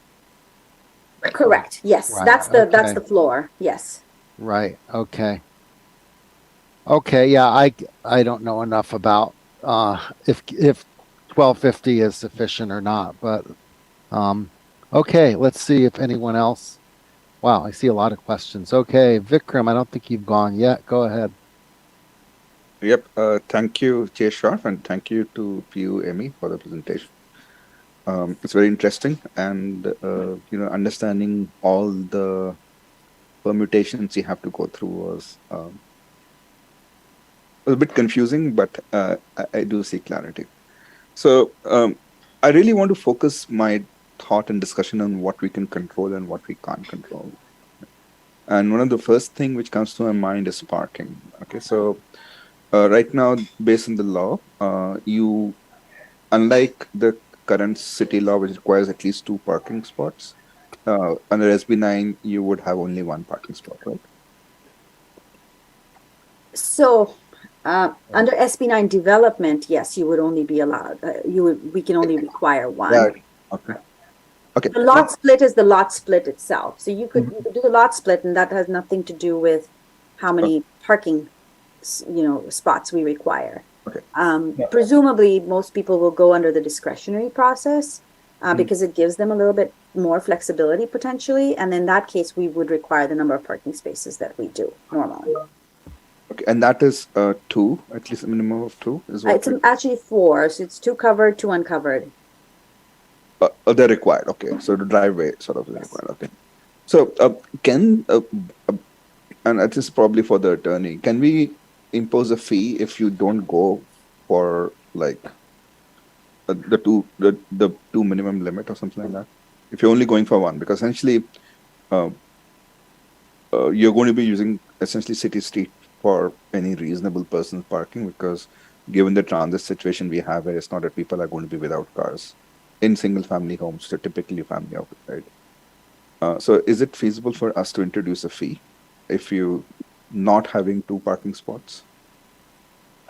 There may be other ordinances or other policies that may prevent that, Commissioner Saxena, but under SB9, it simply sets forth the certain conditions when you can have certain development, and then it's up to the city to adopt objective standards to allow for a ministerial process.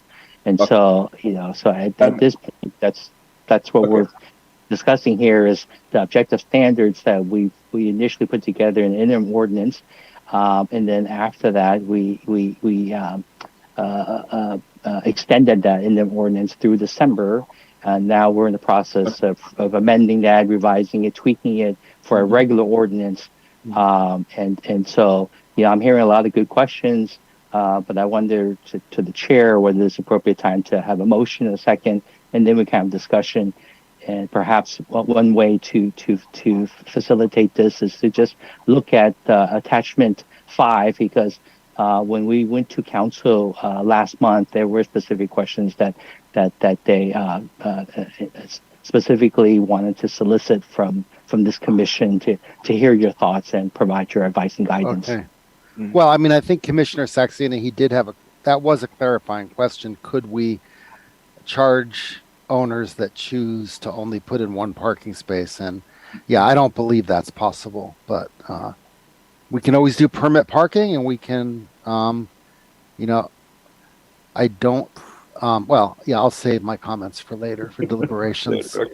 Okay. Yeah, I mean, there's a lot of permutations, but the fact Okay. is going to be causing a problem. So Yeah. Okay. So, Commissioner Kapil, did you have clarifying questions? Okay. Yes. One question I have, I think I forgot to clarify, was there is somewhere I read that in the duplex development on the same split lot, Data connect. in the duplex development on the same lot, you need to have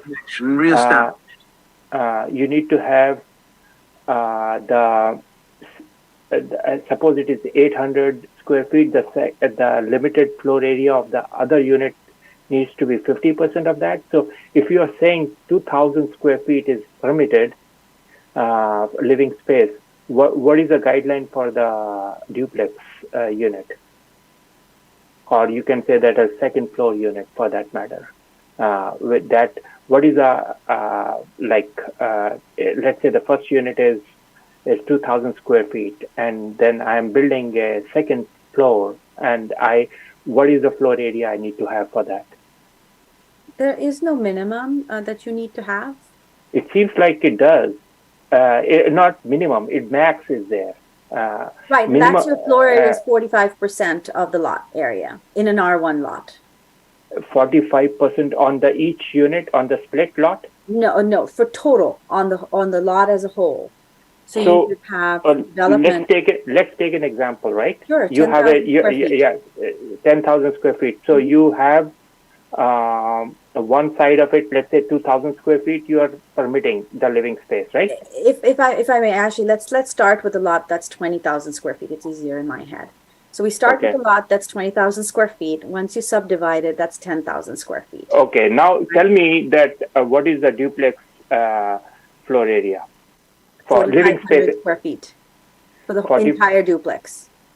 Entire duplex, 4,500. But it is capped currently at 4,000 because that is the cap on the unit size. Any unit developed under SB9 is limited to a 2,000 square foot.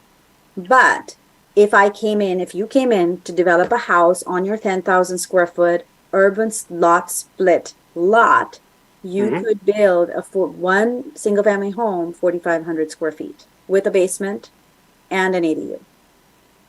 Okay, so the 4,500 includes the area allocated for ADU as well.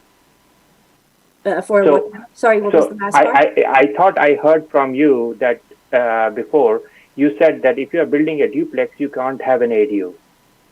Correct. That's if you're developing under the SB9 ministerial regulations.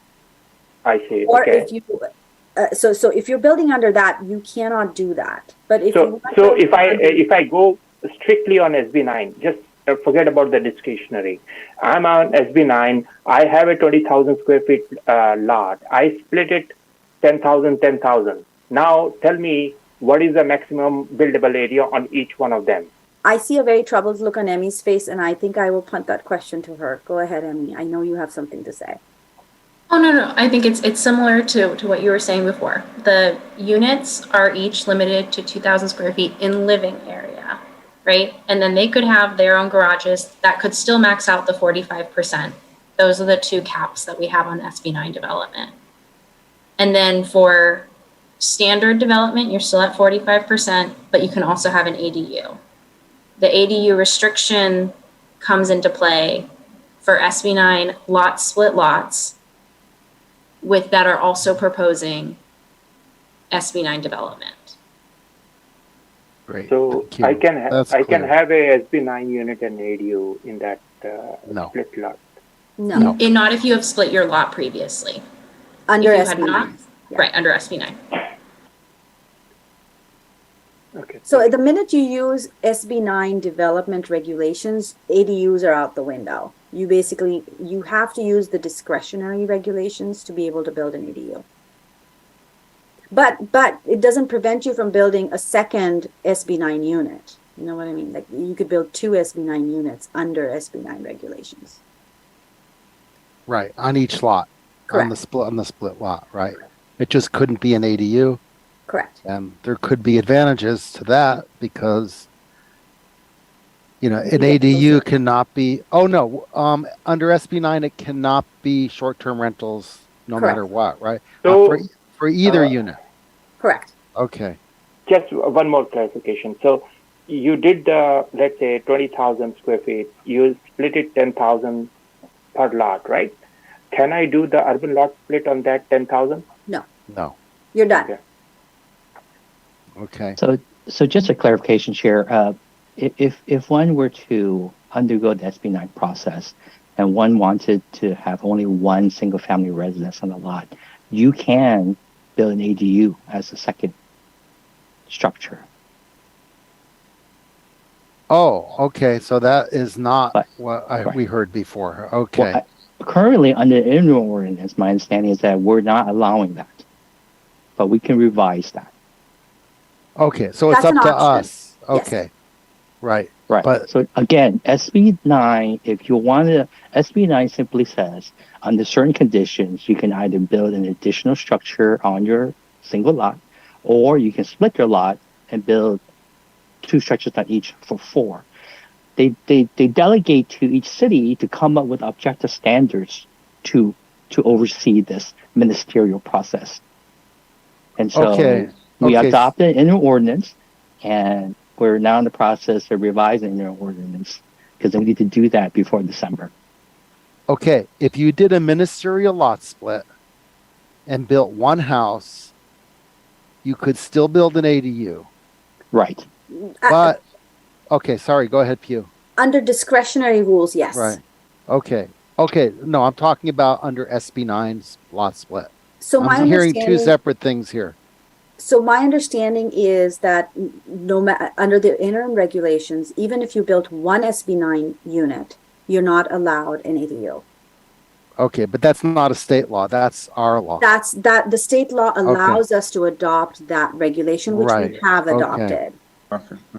Okay, and then neither under SB9, neither the ADU nor the main house could be a short-term rental. Correct.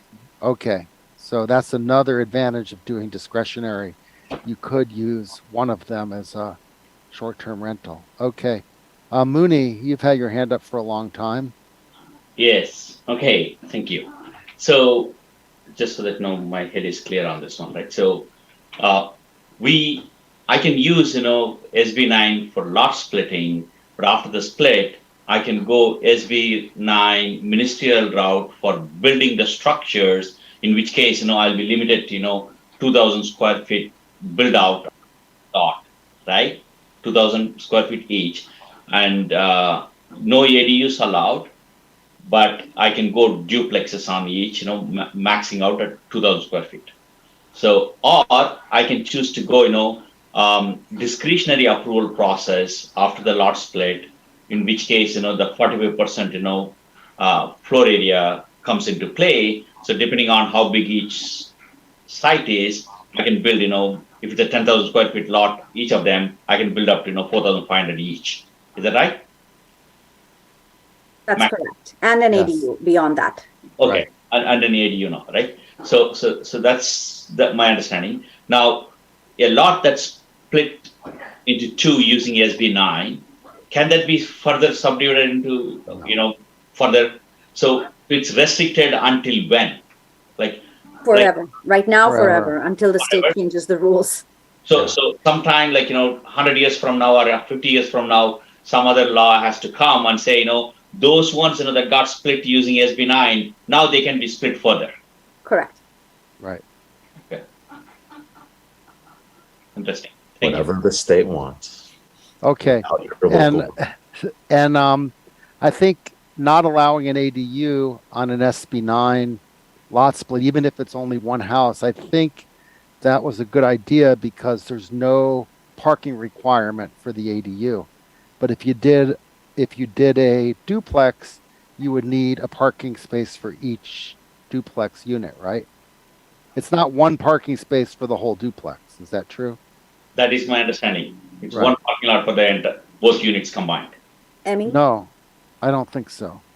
No, it's per unit. So if you had 2 units, you'd have 2 parking spaces. Right. So that's another advantage of not allowing an ADU on a ministerial SB9 lot split. Because the ADU, I mean, how big can the ADU be? It could be 800. We have to allow an 800 square foot ADU. But it could be more, right? It could be more, but then it starts to count towards you have to have FAR. Right. Okay. And it could be 18 feet. Right. If it's a big lot, and it can be 18 feet high. Okay. Go ahead, Vikram. Okay. So I just want to clarify. Okay. So SB9 allows you to split the lot, plus it allows you to go for a ministerial approval as a second stage for housing. If you don't go for the ministerial approval, then you are essentially treated like any other single family home. Correct. Okay. And all the existing setbacks and everything apply. Standards apply. Correct. Okay. Awesome. Thank you. So if I may just remind the planning commission that we do have attachment 5, the 4-pager, where we specifically asked for feedback. Again, there are other things in the ordinance that may be of interest to you, but if we can at least get through those, items, and then we can come back. Yeah. Any questions you have. Okay. So, Mooney, one more question, and then let's do a motion, and then we can start doing amendments. Sure. Hopefully this is the last question. Thank you. So if I split the lot using SB9, and now I have an option to go SB9 ministerial approval for building out both, or I can go, discretionary. So can I go, on one lot SB9, the other lot, discretionary? Probably. Yeah. Okay. Yeah. It's your choice. Okay. Thanks. And the one that I'm using SB9, I have to live for 3 years. Is that right? It doesn't matter. You have to live on one of the lots for 3 years. Okay. Irrespective of which route you went. Okay. Thank you. Yeah. I'm done. Thank you. Okay. Very good. So I guess the question,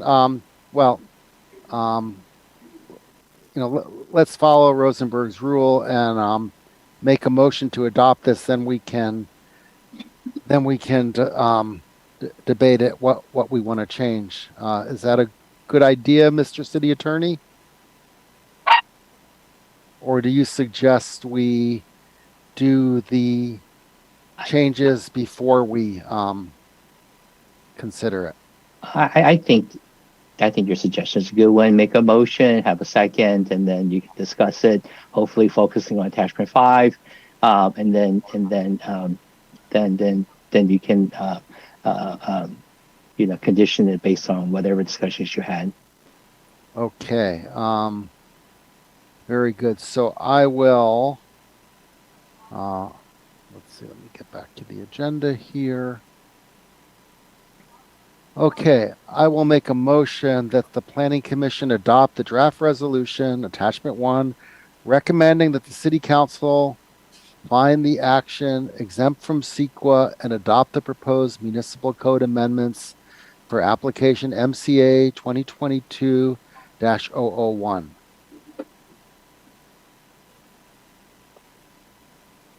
Somebody please second, and then we can discuss it. Yeah, I second it.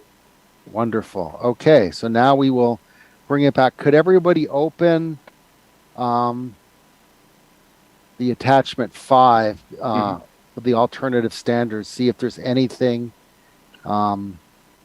we would consider changing here. Actually, I'd personally appreciate if we can do a quick walkthrough of those things so that we can talk about the same thing instead of looking at a 4-page attachment. Okay, sure. Okay, that's a great idea. So let's first look at side-by-side lots. Maybe if you can share the screen also so that we know.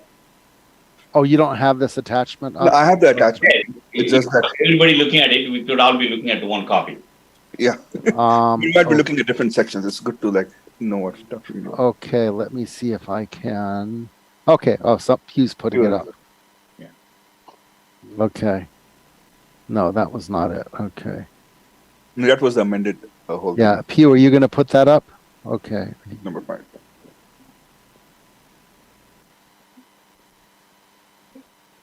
Okay, go full screen.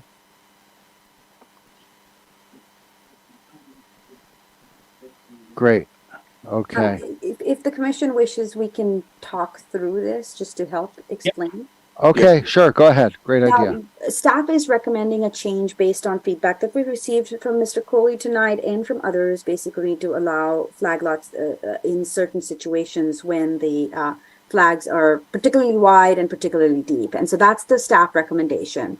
However, we basically letting the commission know that in the interim ordinance, we had adopted this particular standard, which is reflected in the italics, which basically disallowed any flag lots. It would just mean that even Mr. Coley's situation, he would have to do a side-by-side lot split because he had a 100-foot wide lot. So this is just this option. We wanted to throw it back to Planning Commission to decide, does it wish to continue with what was in the interim ordinance or whether it wishes to go with staff's recommendation based on feedback from the community. Yeah. And did the city council weigh in on that or not yet? There was some appetite for Okay. that, for allowing that, for sure. Okay. So the staff proposal is to allow the flat lots on the wide and deep lots, right? Correct. It's particularly wide and particularly deep lots. Yes. To me, it makes sense, right? Yes. So, I mean, I'd actually, Mr. Kohli had contacted me a long time ago and actually written to you about this. So I'm glad that this is coming together. That's it. Chair Sharp, if I may, maybe you could do a straw poll on this just to make sure that we have consensus as we move along, potentially. Sure. Okay. Yeah, I think that this is a good recommendation to allow the flag lots, and so I would be in favor of this. I may ask a process question, because there's also a lot. I mean, what's limited in attachment 5 doesn't address issues around definitions around bay windows, doesn't address definitions around gable ends. I mean, there's a lot of stuff missing. So I just want to make sure that even if we go through attachment 5, there are other things in the changes of the ordinance that we are going to be glossing over if we don't keep a detailed list. That's all I want to point out. So it's good to go through attachment 5. It hits the big pieces, but there's a lot of detailed changes that are being made here that. I think, Ray, the 5 is about specific topics which the city council asked us to look at. Is that correct?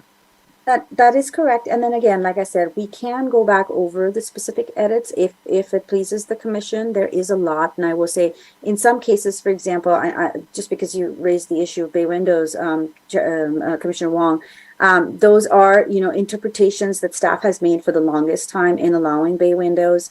And that is essentially what we're trying to translate into an objective standard in the code, because again, it has to be black or white. Either we say there's no bay windows allowed altogether, or we try to be flexible and say, hey, this is how we've allowed bay windows even under the discretionary process forever, and this is exactly how we would continue to allow it even with an Sb9 development. So just kind of codifying some of those things, but absolutely, we're happy to go over any and all of that.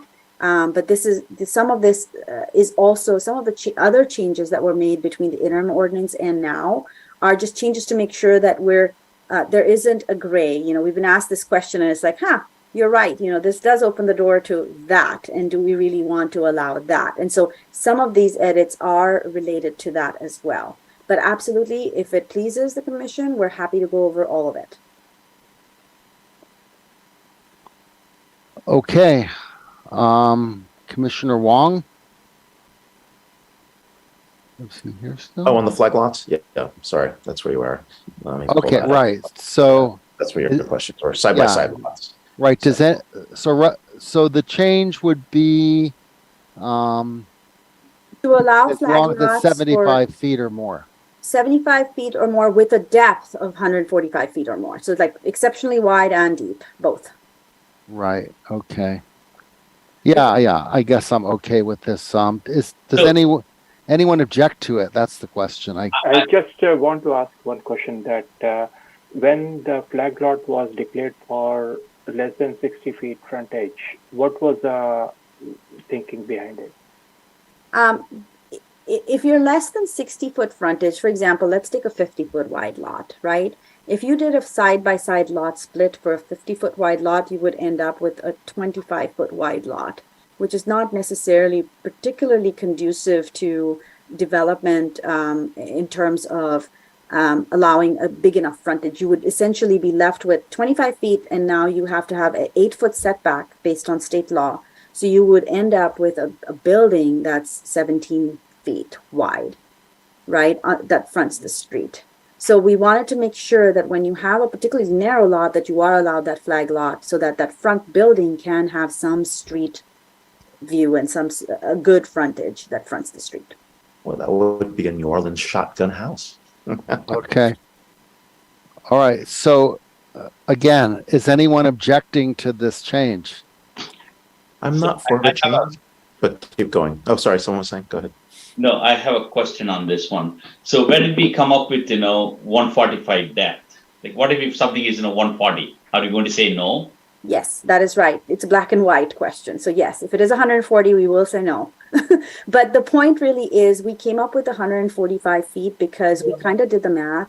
There were a couple of considerations. One is the whole impacts on privacy. We did lay this out for council.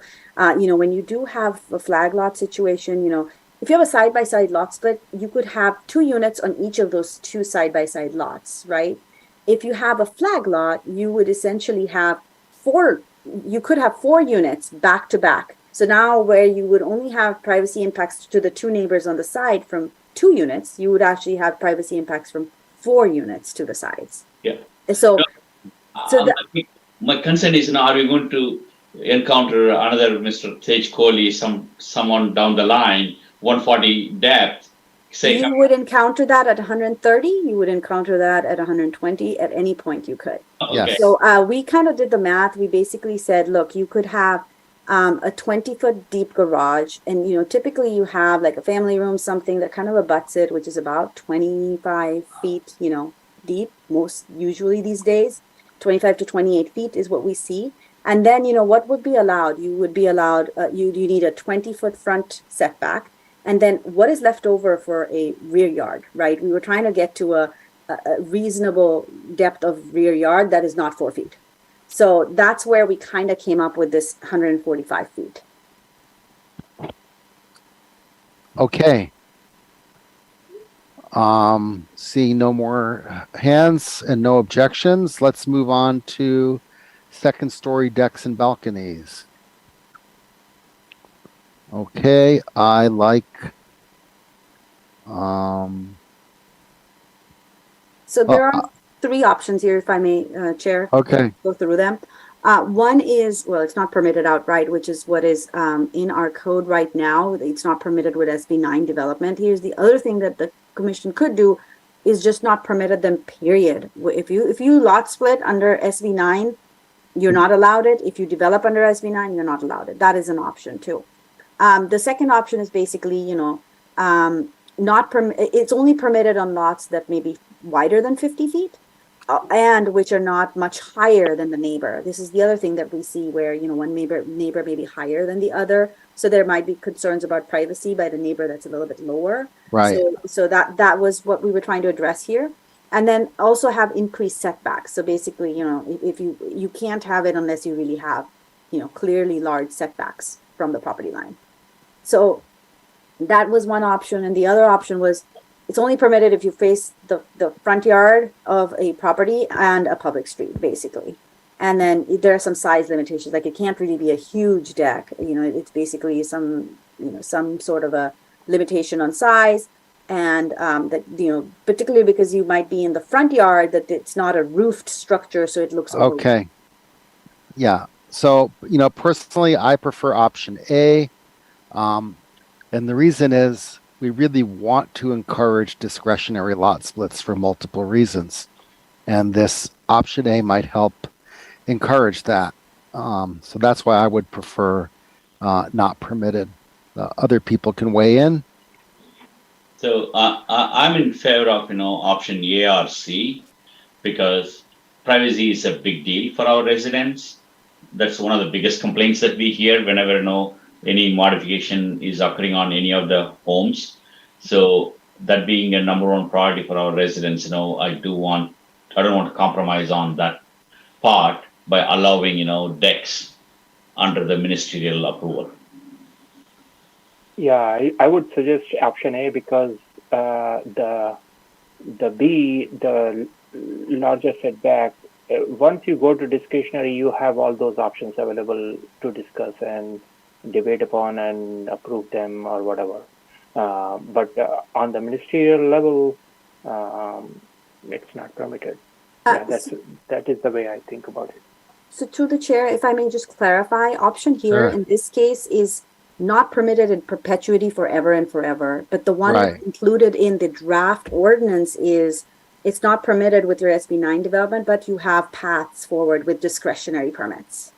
So under option A here, there would be no path forward. You just I understand that, and you know how many times this planning commission has had to deal with this, and previous ones and future ones have had to deal with balconies and decks. And again, I like option A because it encourages discretionary lot splits. So that, including parking and it allows ADUs and basements and all that. So whatever we can do to encourage that, I would like to do.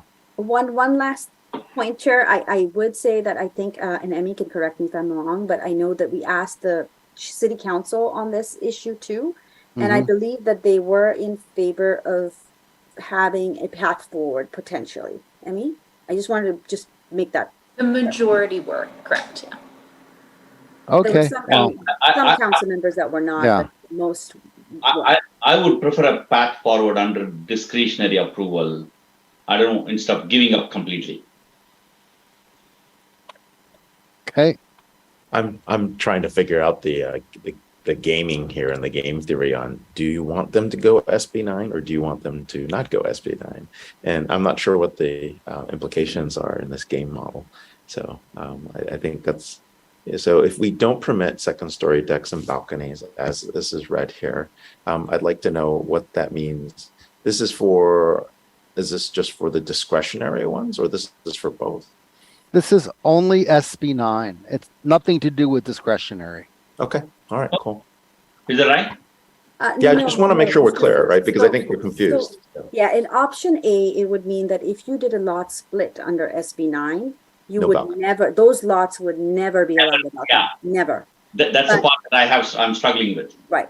But under what's in the draft ordinance itself, if you wanted to develop under Sb9, you can't have a balcony, but you can have a balcony if you went through the discretionary process. Okay. So you're saying, okay, if you did a lot split with option A, even if you did a discretionary on one of them, you couldn't have a balcony. Correct. Yeah. Okay. You basically shut down balconies. Balcony. And you don't have the Rancho Rinconada problem where everyone has a balcony into each other, right? Or you have the problem in Monte Vista where people built, there's a couple cases that we saw where people built the balconies, but every neighbor is really mad that you can see across into their backyard. So that's all. That's what that does. So. So basically what happens is if you allow for discretionary, the plan will come with a balcony to you and you have to shut it down. So this is how it will work. It won't work other way around, that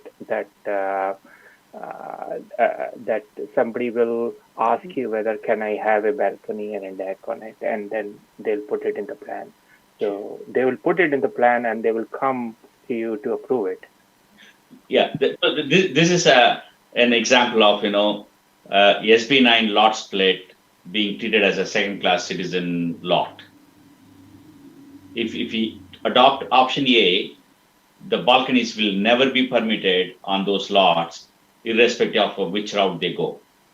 Right. Well, no. The other route they can go is, correct me, they can do a lot split, but not under Sb9. Yeah, there is no option in some cases, Chair. There is no option to do a lot split under discretionary processes. You just simply cannot. For example, Mr. Coley is not eligible to do a discretionary lot split. He would only be eligible under Sb9. Because of the width or? Because of the general plan density. Okay. Oh, right. Okay. That's right. Okay. I do have a question too, and I think we didn't address this, but this is just related. If I'm living in Seven Springs in an HOA, does Sb9 also apply, just so that everybody understands? I don't believe so. Okay, HOAs are protected on this, if I remember. Oh, I don't know. I would question that. That was a big question, and it is not. They're not. I don't believe they're explicitly excluded under Sb9. I don't know if a CID or HOA is covered. That's why I just wanted to double check. If this is something of interest, we're happy to follow up with the city attorney on this. My understanding is right now these rules only apply to R1 zoning designations and RHS zoning designations, which is approximately 77% of the city, or maybe even 80%. Okay, so Seven Springs is not R1? CID. It's a planned development. It's planned residential. CID. So I have a very fundamental question here. How did you come up with option A? Is it your design, or is it something you followed it from some kind of a standard or this thing? Like option A, not permitted, either in discretionary or SB9, either way. Is that the way you have put it up here? This is your design, or it is taken from some standard? Well, how did you come with the option A definition? That's the question. These are just alternatives that we're presenting to Planning Commission for their consideration. So we can always have a option A prime, and we can say that option A prime says that not permitted under these things, and option A prime says it is permitted under that thing. It is up to us to put what options we propose. It is not taken from a state standard, right? So you can always have a option A prime saying that not permitted under certain circumstances, and that's option B, is that it's not permitted under certain circumstances. But option but B you could is, come up with your circumstances. You could design that for sure. Can you scroll down to option C?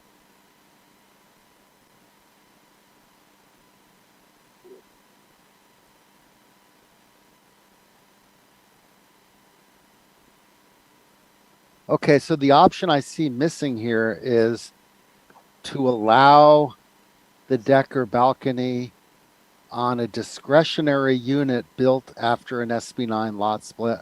But That's already built into the ordinance. That's a current ordinance. Okay, so the current ordinance allows a deck or balcony on the discretionary unit of a lot split, but not the SB9 unit that's built after the lot split. Is that true? So if I may give an example, okay. I have a 10,000 square foot lot. I come in under SB9 to split it, and I split it into two lots that are 5,000 square feet each. Right. I build an SB9 unit on one, and I build a discretionary unit on the other. On the discretionary unit, I can concurrently apply for a discretionary permit for a second story balcony. On the other lot, which has the SB9 unit, I first have to get the SB9 unit permitted, and then I have to apply for a discretionary permit for the balcony on that lot. Okay. And that's built into the current draft ordinance. So you can apply for a discretionary balcony on the SB9 build out as well. Correct. Okay. So the option I would like is where on the discretionary build out, no balcony. But on the discretionary build. What? On the discretionary one? No. On the SB9 one. On the discretionary one, we should allow balcony provided it goes through the process. Right. See, right. Yeah, that's what I would think. Option D is that. Yeah. So if I may ask the question, you don't want a balcony on the SB9 unit because? I mean, it would still have to go. It would still have to meet setbacks, and still would have to go through the process. That's because there is no place for residents to express their concerns.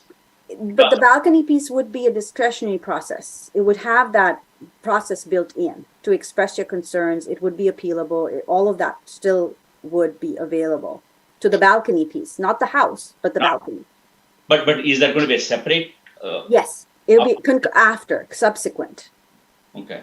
So you have a ministerial review approval of the home, but the balcony piece still requires approval from the planning department and planning commission. Correct. It would still go through a comment period. Is it a director's kind of thing, or is it? It's called a minor residential permit, but yes, it's a permit that's processed by staff. But there is an appeal period. There are comment periods. There is an appeal process attached to it. Yep, I think it's important for people to know the process. So that's good. Right, but I mean, we've seen all these balconies come and be appealed, and they're always. I mean, there's like no grounds to deny the balcony, it seems. They're always approved by the staff. Yeah, that is true. I mean, usually in the approval process, having a house which does have a balcony. Using the approval process, you basically just ask your neighbors, are you okay with the balcony? And if they're okay, it's easy to get approved. It's when they're not okay, that's when the appeals occur, right? Right, but when it's not okay, it still ends up getting approved. How many times have we had that come here? Exactly. I mean, the In goal I terms of have numbers, is if I may, Chair, in terms of numbers, we probably approve 25 to 30 balconies a year, and we've probably had 3 balconies appealed in the last couple of years. That's just numerically. I'm not suggesting that it's any less emotionally hard to make those decisions, but I'm just giving facts here. okay. So the goal I would have with option D, which Mooney talked about, of not allowing a balcony on an SB9 unit, is that we are trying to get people to build discretionary units for multiple reasons. Isn't that option A? No. No, option A is not permitted. Option A would not be permitted even on the discretionary. Yes. But option D, permitted on discretionary, not permitted on the SB9. The reason to do it is not because we're trying to punish the SB9 person, but because we are trying to encourage, after the lot split, for both of them to be discretionary. Because I think we need don't to have be the clear. whole parking issue and all.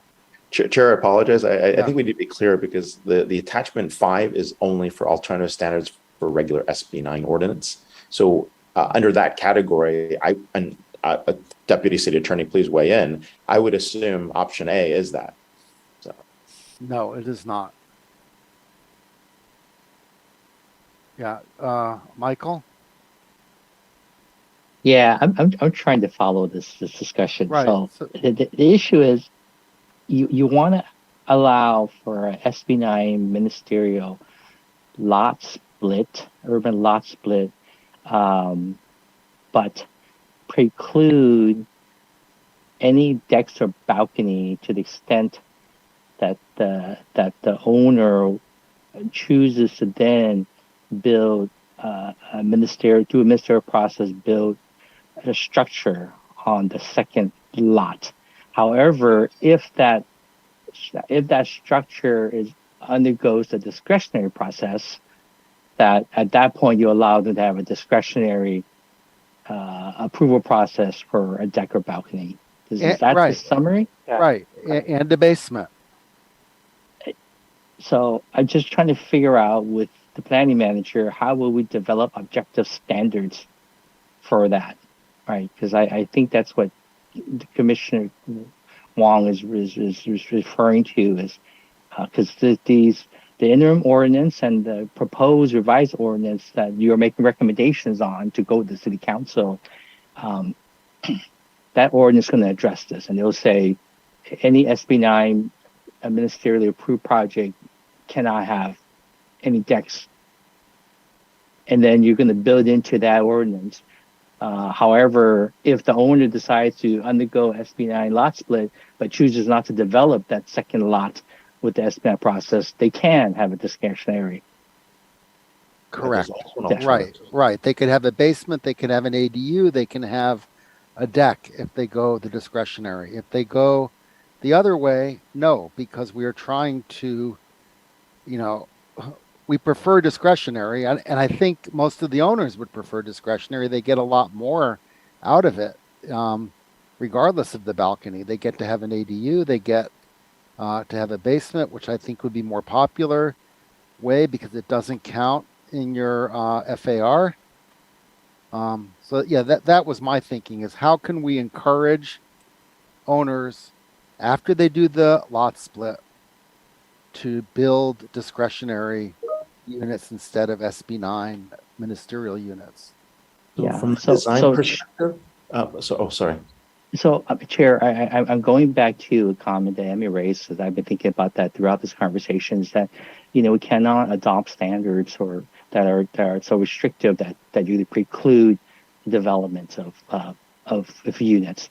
And I want to ponder it, but I want to toss this out to you as you're making the recommendation.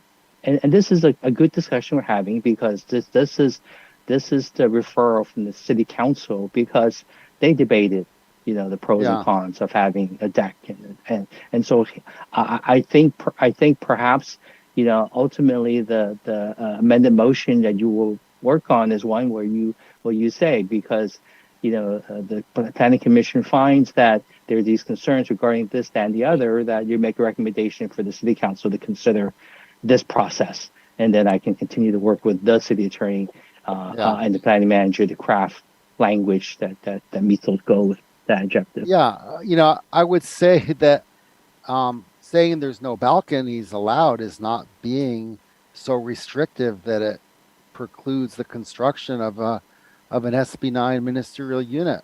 It's an objective standard that we're allowed to do. Chair, unless the state comes out, maybe Tony Atkins will come out with a new law requiring that, every Sb9 unit have a balcony in a basement. Who knows? Chair, I just want clarification here from the deputy city attorney again. Attachment 5 is only about Sb9 ordinances, correct? And it only applies to an Sb9 project. And these are objective standards that we're suggesting on an Sb9 project. Is that correct? I just want to make sure we're all on the same page. It's an alternative. Well, we're on the same page. Okay, we're on the same page. Okay, now design point from an incentive perspective, Chair, right? If our goal is to encourage people to not use the Sb9 ordinance and get more from a discretionary process, then I want to test these assumptions here. We would, for example, say if you go discretionary, you could have the option of potentially passing a second-story deck with approval. If you go through the discretionary process, you could potentially have, something else, right? That's kind of what we're saying with this thing around second-story decks. That's the design point you're advocating. Is that correct? It is, but we were told that option A does not do that. It would preclude a discretionary balcony. It would preclude a balcony on a discretionary unit after the lot split. It doesn't read that way. That's why I want to. Well, I know that it does not, but that's what we were told. Yes, that if we did option A, a discretionary unit could not have a balcony. I will admit there are some words missing, Chair, but that is because the ordinance, the draft ordinance, is written in a way that basically allows a balcony. If you build out your Sb9 unit, you could apply for a discretionary permit for a balcony. If you build out your unit under discretionary rules, you could apply for a discretionary permit for a balcony. So that's what's built into the ordinance right now. So Q, if I want to just discourage any balconies under Sb9, which option should I vote for? Any balconies, period. For Sb9, not for the discretionary ones. For Sb9 units, I would suggest an option D, which would basically suggest that. Give me 1 second. I just need to read something here. So I'm reading the ordinance, and I would suggest it's not permitted on any development proposed pursuant to Sb9. Okay. Sorry, which option is that one, Pew? A new one. Oh, okay. Just making sure here that we're on the same page before we know what we're voting here. Okay. All right. So I guess that's the straw poll on that one. Let's see. Oh, you're writing there. Okay. Sure, I'm fine with no basements, so I'll save you some time. Okay, yeah. And no ADUs. So. And Chair, if we have some leeway in inserting this into the right spot in the draft ordinance, that would be great, because I need to think about where it would go. Okay, yeah, whatever. Okay, so that's good for option D. Let's move on to the basements. If you want to put that other one back up there now, the other. Chair, I'm fine with no basements. Yeah, I'm fine with no basements. I don't know about Commissioner Matapala or Commissioner Saxena. Yeah, I'm good with that too. Yeah. Okay. Yeah, me too. Okay. All right. What's the next one? Go past basements. ADUs. I'm fine with no ADUs. Okay. So no ADUs, no basements. Option D. No balconies. What else are we at? And then the first one was the side by side, which was lot okay. split. The lot, yeah. and no ADUs. So that was 4. How many were there that we had to look at? Was there 4? only Yes, but 4 I want things. to add 2 more, which are in the actual ordinance that are not on this list, and that's the grading requirement. I think that's still a big one that's missing here. And I think there was one more on bay windows, and I think there was a third one that was missing here in terms of a definitional thing, in terms of square footage or areas or something like that. So those are just the ones that I thought was missing. Wait. So are you ever opposed to bay windows? I'm not opposed to bay windows. Okay. I just wanted to know how the way it's written is that are we opposed to bay windows? That's what I'm trying to figure out.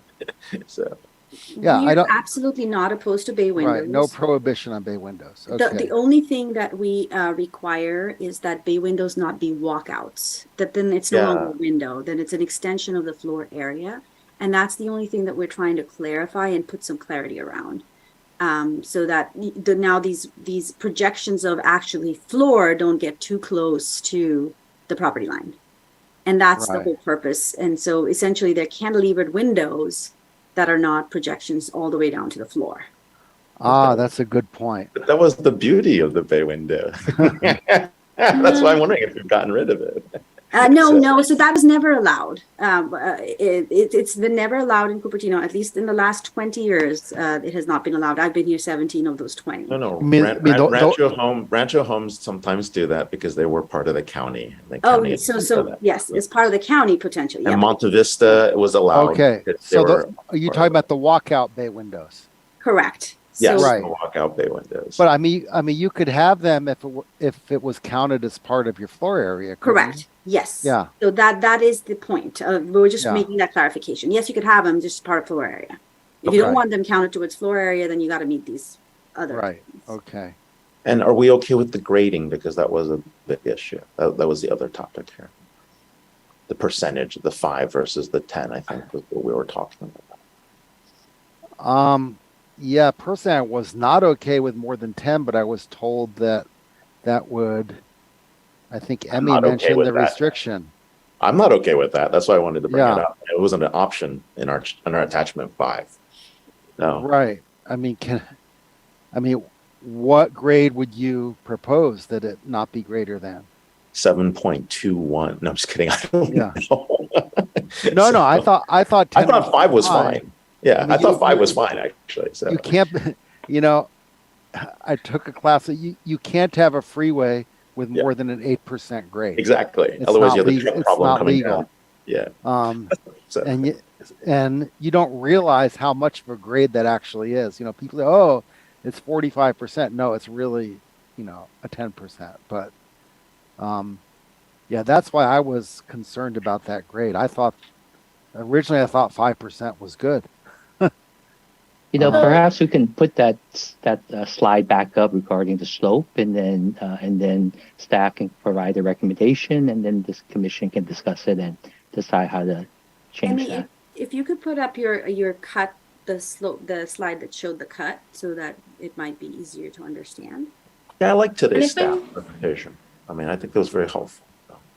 No, Can I we will clarify say Emmy here? understands this more than even me, because she has worked on several projects that involved a lot of cut. I understand. So, Emmy, did you want to put that slide up and explain? Yeah, let me go ahead and see if it'll share. And then I just wanted to explain before I kind of went over this slide specifically.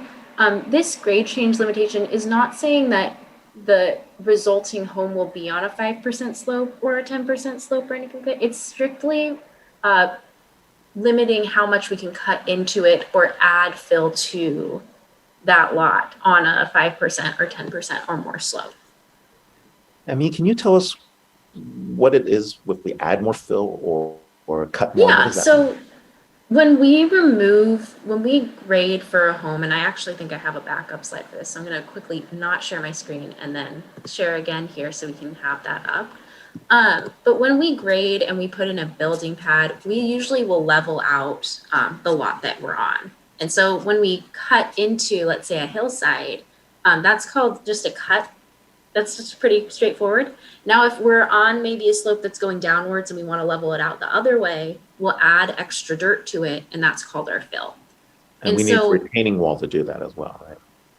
Oftentimes you do. Yeah. It's dependent upon how much dirt is there. And so in this case, let me go ahead and share my screen again.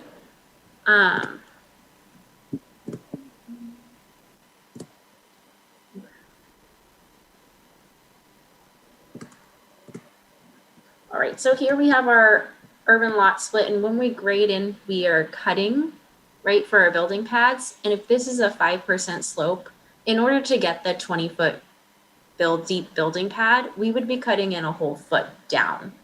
That's the difference from here to make this flat.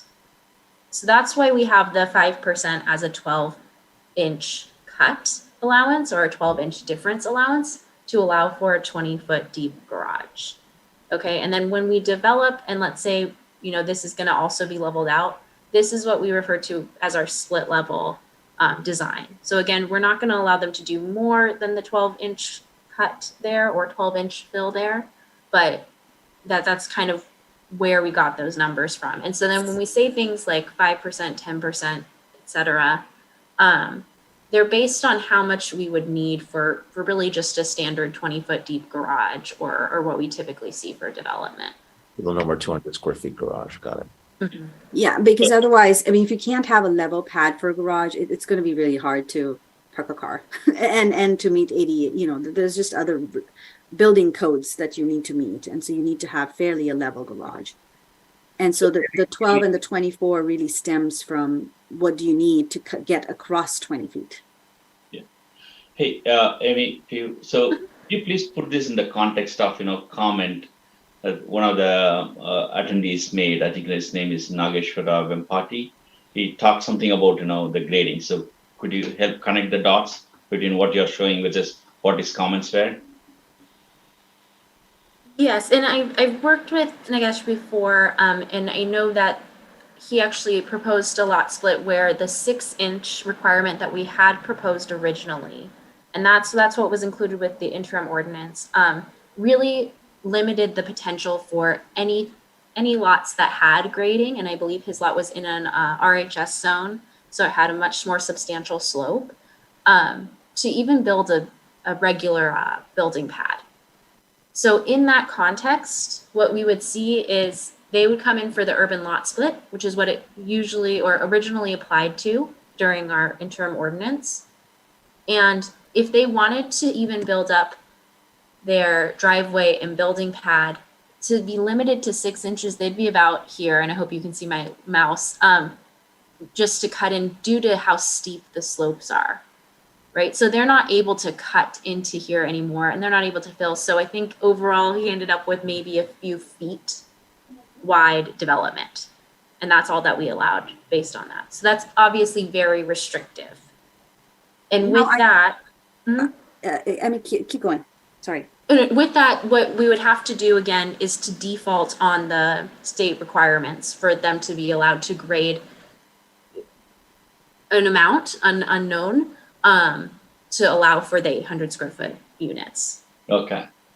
So the 5% grading, I mean, the 1 foot, depth or height that allows for, whatever that Nageshwara wanted to do. Is that right? So he would be in category 3, right? I mean, He would, and so basically the way that we've designed it right now is, Commissioner Maripatla, so valley floor lots are typically about 5%, right? I mean, no more than 5%. They're fairly flat, right? So you're allowed up to a foot of cut. And usually you probably won't even, it's basically a foot of change in elevation, really. You could either fill it in or cut it down, right? So 1 foot would typically allow your lot, even my lot, not mine, but yours, it would certainly allow development of that. Once you get between 5 and 10%, we basically see that in order to at least allow that garage, you need to have at least 2 feet cut. Now, it may be that steep is at the back of your lot, right? So then the cut is really far back on the lot. It's not really at the garage level. It's really at the far end. And now you get to Mr. Nagesh's lot, which, could be a 30% slope, could be even higher, right? Because it's RHS. That's what we have. We have lots that are 40, 50% steep over there. And so over there, it's really hard to develop these standards that are very cut and dry. And so, which is why we came up with that standard that basically says, look, we don't know how much cut you need, but we know a few other things. We know you got to develop on the flattest part of your property that is closest to the existing driveway. You can have no more than this much grading, a certain quantity of grading. And we'll allow you to do up to that much as long as you give us an engineer's report and they tell us it's peer reviewed by our engineer to say that is the minimum amount of cut that you need. So there's multiple layers of things that will kind of cap what can be done there. Now, the floor is always 800 square feet. That we've always got to allow that under state law. But, this gives him a little bit more flexibility to maybe build out a little bit more, depending on how much floor area he has left over and things like that. Okay. But Pew, real quick, Yes. that's a 5 feet retaining wall is the maximum height. So does that impact whether we go to a piling wall or a cantilevered wall or an anchored wall? Those are all things that will be determined during the engineering process. Okay. And so the way that it's written right now, it can't really be visible from certain parts, and it has to be at the back of the building, so it's screened with buildings and things like that. So we do have some more standards that kind of prevent those from being viewed from the public right away necessarily. So basically, the higher the percentage of the grading, the cost goes up for the structural stability. So if Sb9 development is completely open-ended, maybe we can allow higher percentages of grading, but 5%, 1 feet, 10%, 10%, 2 feet, and you keep going and you are digging deeper. So the fact of the matter remains that we are required by state law to allow these lots to be split up, and we are required to allow at least an 800 square foot, 2 800 square foot Right. on it. Yeah, and I think that's fine. I mean, I think, if somebody wants to, on a steep lot, wants to put in 2 800 square foot structures, you go for it. But I would be hesitant to start allowing cutting into hillsides like that just to But then I would also say, Chair Sharf, that if we don't have these standards that we're proposing, you could end up with a 20-foot retaining wall only to develop an 800 square foot or 2 800. Yeah, that's true. Yeah, that's absolutely true. And so that's part of the Yeah. reason why we're proposing the standards that we are. Okay. Okay, and then the last piece is really the residential requirement or the length of time you have to live in the house. That's state law, though. The 3 years is state law? Correct. Yeah. That's an affidavit that you got to sign to say that you're going to be there for 3 years. Okay, I was just trying to figure out the 1031 exchange, implications and the gains implications on tax law. That's all. So just I would making say everybody talk to your stay tax 1 year more. attorney. Oh, no, I understand the law very well. I'm just saying it forces everyone to stay 1 more year. They're trying to do a 1031 exchange and roll Well, the gain. and there's no enforcement of this. You sign an affidavit, but the state doesn't enforce it. So, Fair. and nor do we. So, Okay. Okay. So can we add the grading back into this new attachment 5 if you're going to entertain a motion? That's really where I'm at. Yeah. So what is your proposal for the grading? Go back to the 5%? Go back to the 5%. Yeah, that's what I would advocate too. If I may, I'm not sure I understand what that means. What was in the original? It only allowed a 6-inch grade change. Over how far? Okay, period. Period. So we're asking for a 12-inch grade change? No, we're saying that it's a bunch of things. If you would let me bring the language up. Where did the 5% come from? We heard the 5%. That was just an example of kind of what amount of cut would be required for 5%. Ah, okay. Thank you. The 5% is of what? Like what is the base number to which you're calculating the 5%? It's just a slope we just picked a number. I mean, it could be 2%. If we pick 2%, it would be a different cut amount.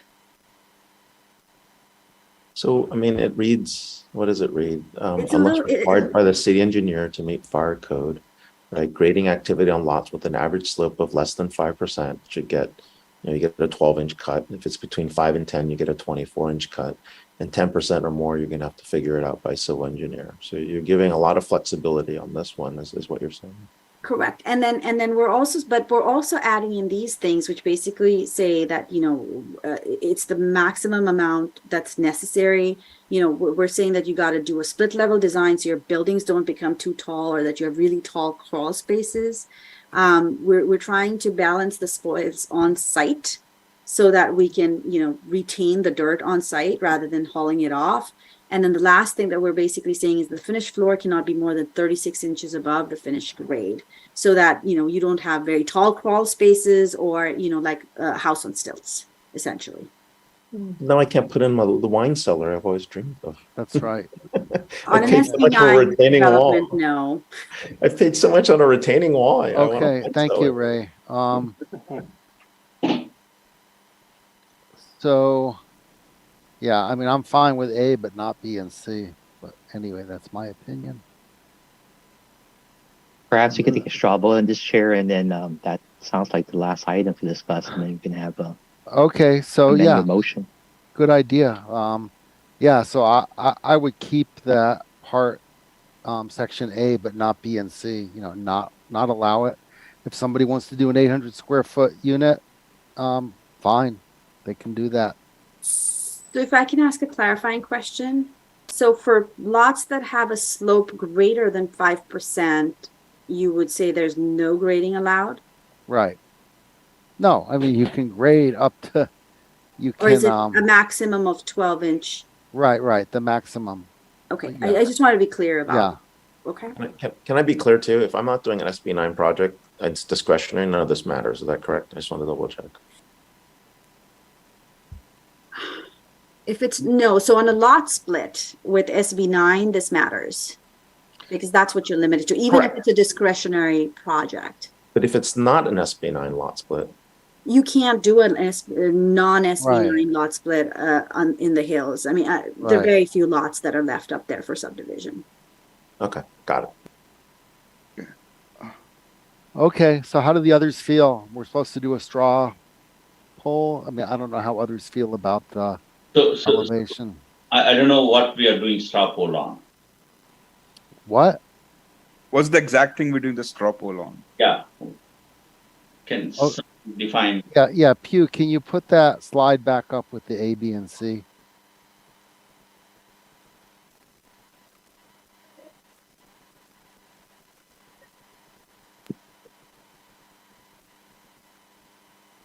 This is what I understood, Chair Sharp, and maybe I'm wrong. Okay, yeah, but can you put the, Oh, yes, absolutely. Oh yeah, what was section E? Development structures, improvements, or grading? Yeah, this one. right, okay.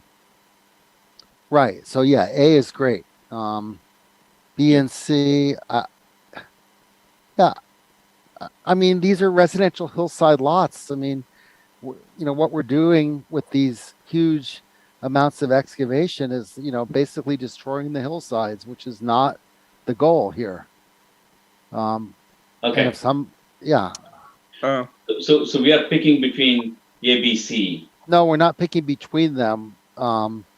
Yeah, my proposal was getting rid of B and C and only having A. And then if somebody says, hey, the state law says I can, do this no matter what, you can say, yeah, you can. Go ahead, build the two 800 square foot units and you can have whatever grade change you want, which is the case now, actually. It could be a 50% and you could still do it if it was physically possible. And 10% or more would cover 50 or 45%. So that was my suggestion, is that we stick with A and, limit it to 5% and the 12 inches from existing natural grade. Do you actually have to comment on this necessarily, or you just have to redirect to this document? I mean, whatever it says, it covers all ABC, and anyways, what you're saying is also covering ABC. So only thing is that you're putting A over there. So I would think that you just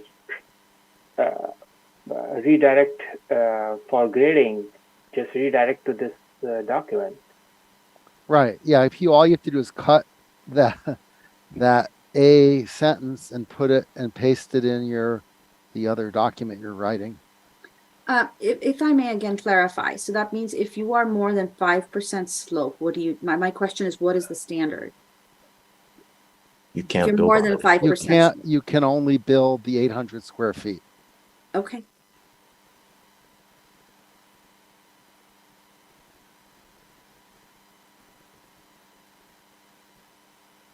No, city council can change this if if they don't like it. But my feeling is we're trying to protect our hillsides, not see how many units we can cram in on steep slopes.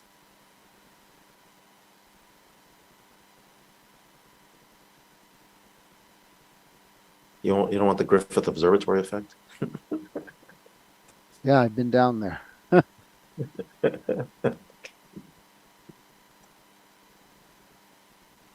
Or again, another clarifying question. It's still 12 inches, right? No more than 12 inches. Right. Yes. Even on these slopes, correct? Right. For SB9, right?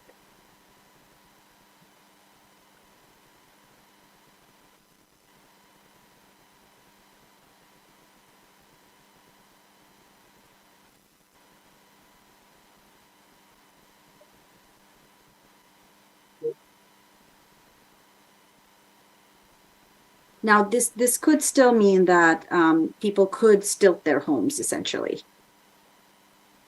so that they're not split. They're not split level. They could come in, put 6 foot, 8 foot Pylons and stilts, yeah. right, and come up with no grading, but they could have their 3,000 square foot home. Good I'm just sorry. Yeah, I just want to make sure that I understand the intent. Unless we can, add something. I mean, we don't want to say no stilts. Sometimes stilts are necessary. I don't know. What is the rule now regarding stilts? I mean, we did see the home last planning commission hearing where they did have the deck and it was 20-foot tall stilts. Right, but I mean, if somebody had a hillside lot now and wanted to build a house on stilts, I mean, they could do that, couldn't they? Mm-hmm. Mm-hmm. Yeah, and this does not preclude that. Okay. Okay. All right. So this, again, if we could take a straw poll on this, just so we're clear. All right. I'm in favor of this. Ray? I'm fine with the chair. Okay. Mooney, Sanjeev, Vikram? Yep. I'm good. Yep. Great. Okay. Okay. So, seeing that, yeah, so I think wait, did we already have a motion in a second? It's been so long, I can't even remember now. Yes, we did. We did, because I made it. Okay. So, is it discussion still now that we have agreement? Yeah, we can still discuss if there's more to discuss. Okay. I am extremely concerned that most residents have no clue what we just did and what is about to happen to their neighborhoods. It's complicated and it's not, it's state law that's doing this. I understand that. We have local government restrictions that eventually one day might be overturned. Maybe they don't get overturned. And for those that are listening on the west side, you will look like Rancho Rinconada. I live there. I'm just telling you, if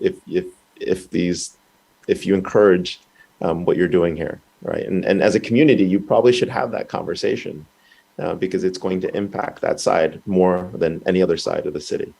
So if you're on the west side, like west of De Anza, and your lots are like 7, 8, probably not going to hit you. But if your lots are like over 10,000 square feet, you will have 5,000 square foot lots like Rancho Rinconada. You will have the density of Rancho Rinconada, and you will have all the associated infrastructure requirements that may not have been planned for like Rancho Rinconada.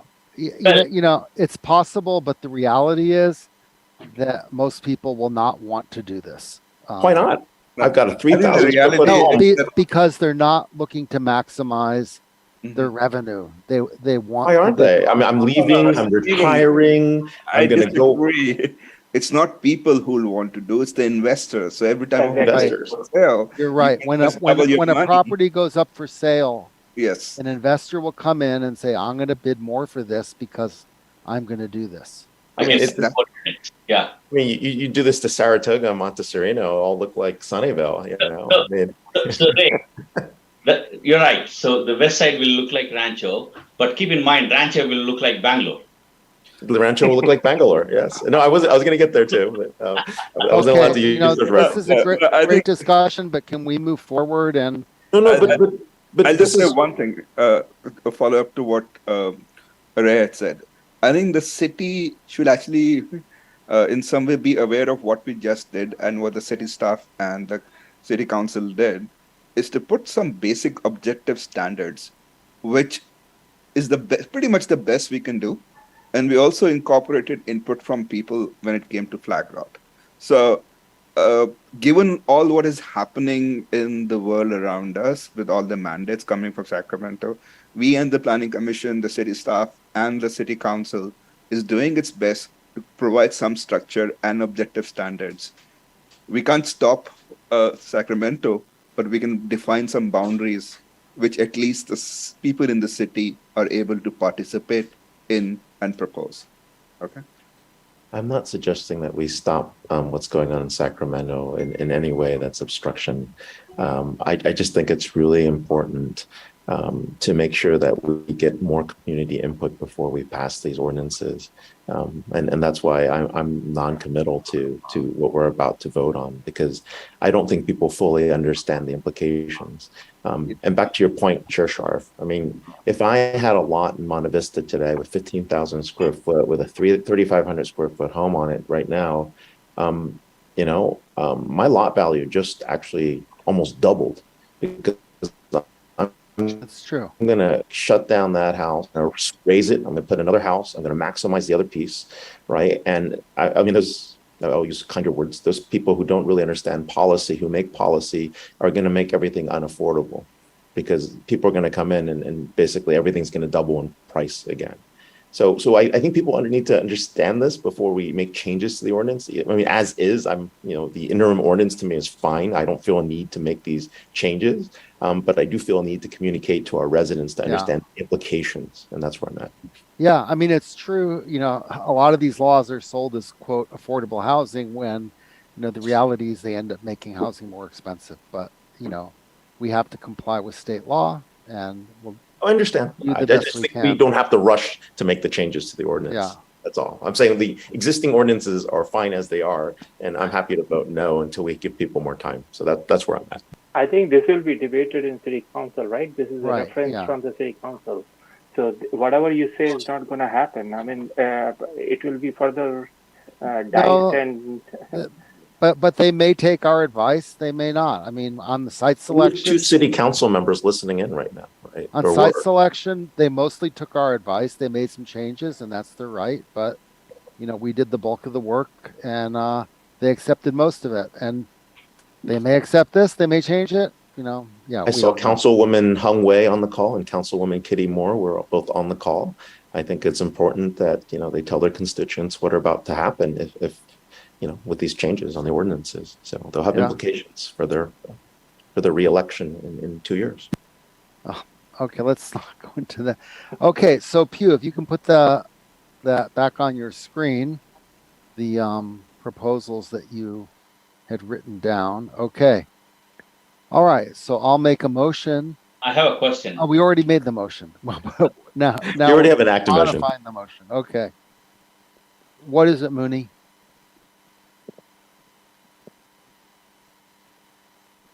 Oh, you on mute. Mooney. Okay. Somebody muted me? Okay. No, nobody muted you. Okay. Okay. Thanks. Yeah. So is the requirement for the person that's applying for a SB9 lot split to have lived in it for 3 years, or is the requirement, for the person has to live on it for 3 years after the split? Yes, the second one. It's the latter. Yeah.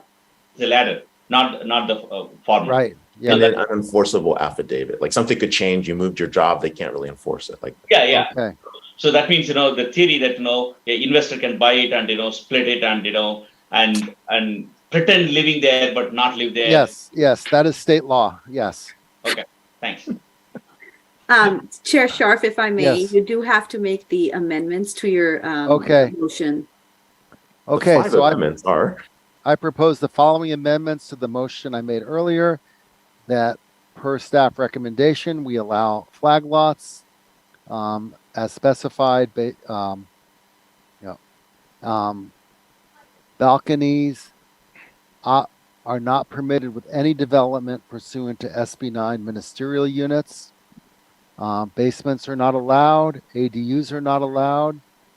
And for grade change, grading on slopes of any percentage shall not result in a change in grade elevation by more than 12 inches from existing grade. Did you take out the 5%? I heard that's when I asked the question about what is it more than 5%, you said it would still be 12. So it doesn't matter what the slope is, you're limited to 12 inches. Yeah, 12 inches is fine because it precludes the percentage from the Okay, equation. yeah, You got a that's fine. 10% on 12, you'll be like, yeah. Right. Okay. So grading on slopes of any percentage shall not result in a change in grade elevation by more than 12 inches from existing natural grades. So do I need a second on the amendments? I'll second it. Yeah. Okay. Yes. Great. Ideally, as the original seconder, I don't recall who that was. That would be Commissioner Capil. Okay. Yeah, I did second. Okay. So please second the amendments.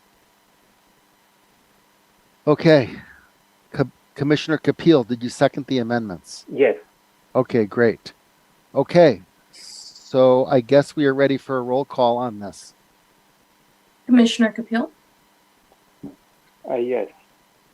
Commissioner Saxena, Yes. Commissioner Wong, No. Vice Chair Maripatla, Yes. and Chair Sharp. Yes. Motion carries 4-1. Okay. Wow. Okay, let me go back to the agenda here. Is there any old business? No new business? Okay, did someone have old business before?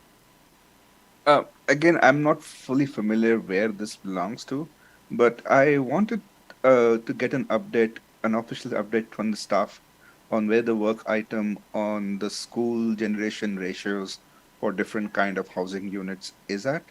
And just an update on where we are, whether it is scheduled to be funded or it will not be funded or whatever, or whether we made a request for information.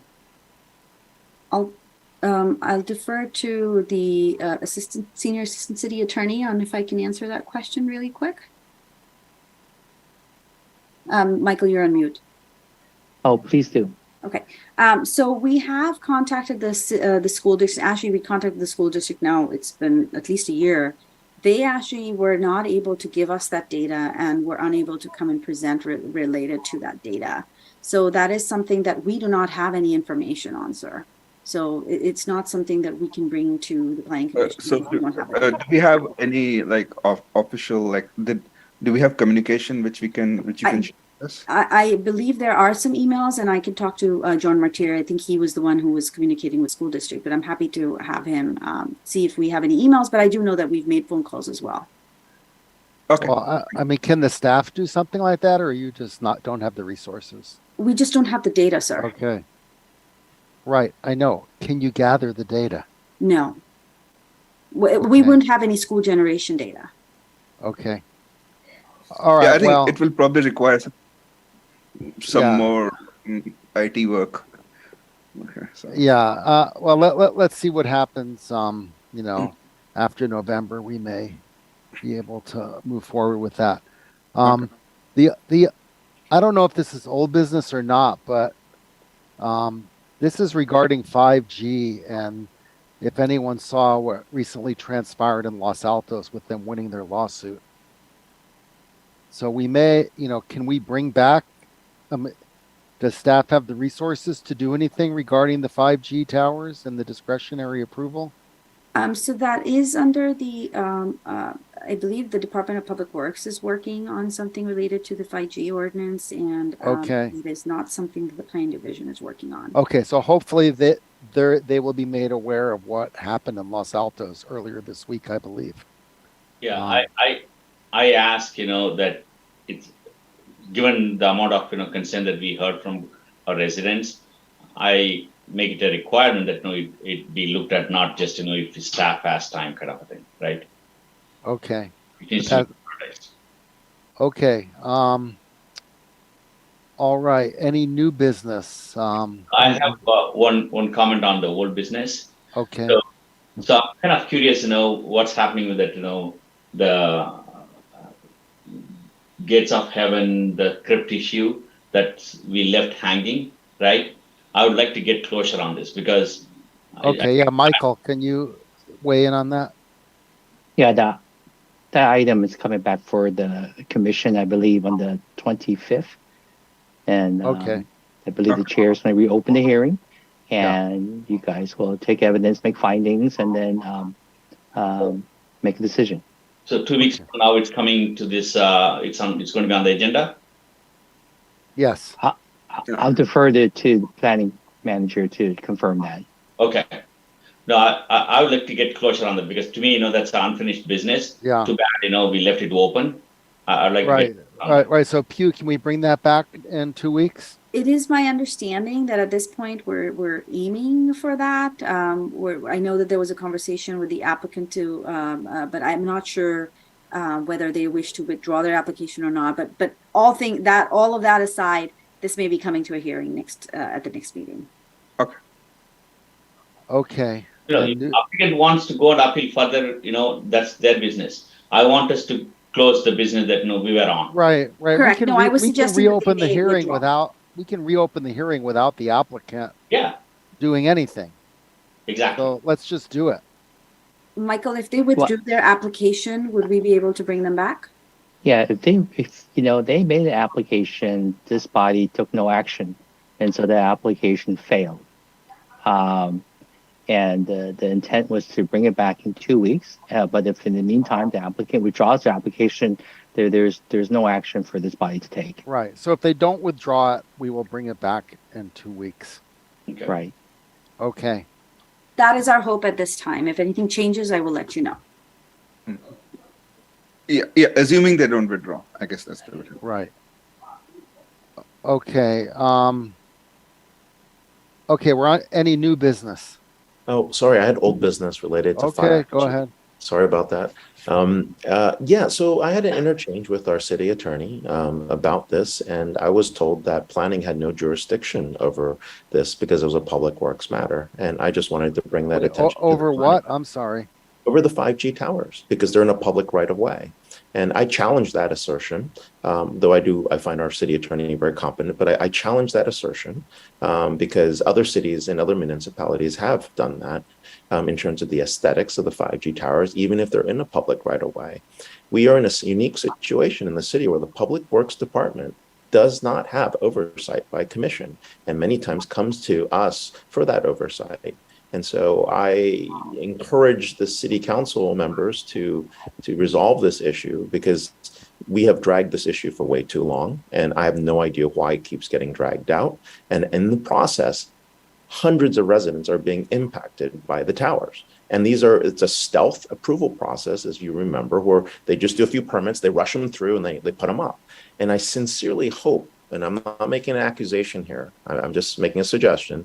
I sincerely hope this is not because someone's trying to figure out how to become the first 5G city or something, and we'd love to present on that in the future, because if that's the case, we really don't need that, because the spirit and intent of the FCC legislation was really to encourage 5G in areas that do not have 5G, and we are very well served between two carriers in this place. So thank you for your concerns, Commissioner Wong, but since that's not agendized, I'm going to recommend the chair to move to the next item in this agenda. No, All right. It's no, this is about not agenda item. It's more about putting the city council, right? Yeah, it's all business that is what is the status of our work program. That's really what it is. So old business, unfortunately, doesn't mean the opportunity for this body to discuss every single matter or issue that has occurred in the past. So I'm going to recommend the chair to move to the next item on the agenda. But there's no agenda for old business. It's all open. It's open table right now. No, right now the next agenda is new business. And then staff and commission reports and the future agenda setting. So, Michael, you're saying we cannot discuss old business because it's not agendized? Not to this extent. I mean, I gave some leeway to Commissioner Saxena when he asked a quick question about something. I thought that was going to be quick and we'll move on, but I didn't intend that to develop into a discussion and debate. That's fine. And on future agenda settings, I think if we're not getting the response from Public Works, then we will have to do the research on our own, and we've done that before on transit. May I make a suggestion, Chair, that we put this on the agenda item for the next meeting, and that will force the issue. Okay, but when I do the agenda setting, you're blocked by city staff. Yes. No. I can put it on the agenda, but there may not be any report that's forthcoming on it because make it to talk about city council. Okay, thank you. Let the city staff say there's nothing to report. Okay, can we move on? There's no new business listed. Can we do staff and commission reports? Are there any staff reports? I believe that Commissioner Madhipatla attended the Institute of Local Government's Planning Commissioner training last Friday. And the city of Cupertino hosted that event. It was free to all planning commissioners. And it was exclusively for planning commissioners to kind of receive some basic training on CEQA and other matters. In terms of other matters, I think I also did it. Oh, thank you, Commissioner Kapil. I wasn't exactly sure. Yeah, I did attend that, and just want to point out that the HCD session was very useful. Just stick and carrot. So can I say a few words about it? Of course. I just wanted to just wrap up, and we already talked about your of heaven, and I don't think I have anything else at this point to report. Okay, so Mooney, go ahead with your report. Did you go to that training? Yes, I did attend the training last Friday, and fellow Commissioner Sanjeev was there, and there were commissioners, at least 2 commissioners, in some cases, 3 commissioners from a lot of cities in and around Bay Area, like Santa Clara, Sunnyvale, and Los Altos, and Redwood City, even faraway cities, right? I think roughly around some 50 to 60 commissioners were there, so it's pretty well attended. I found the session very useful. I learned a lot, and I also met with the HCD representative and spent some time. I specifically asked the question that are we allowed to take credit for pipeline projects, for arenas? And she was very clear, saying yes, you can take credit for it. Every city does that, and you are no different. We expect you to take credit for pipeline units. She was very clear on that, and also. But our staff has said the same thing. Why would you think that we were not able there are some people, making noise in the community. Yeah, I know. I mean, this is a very complex issue, and some people are just not aware of the law. And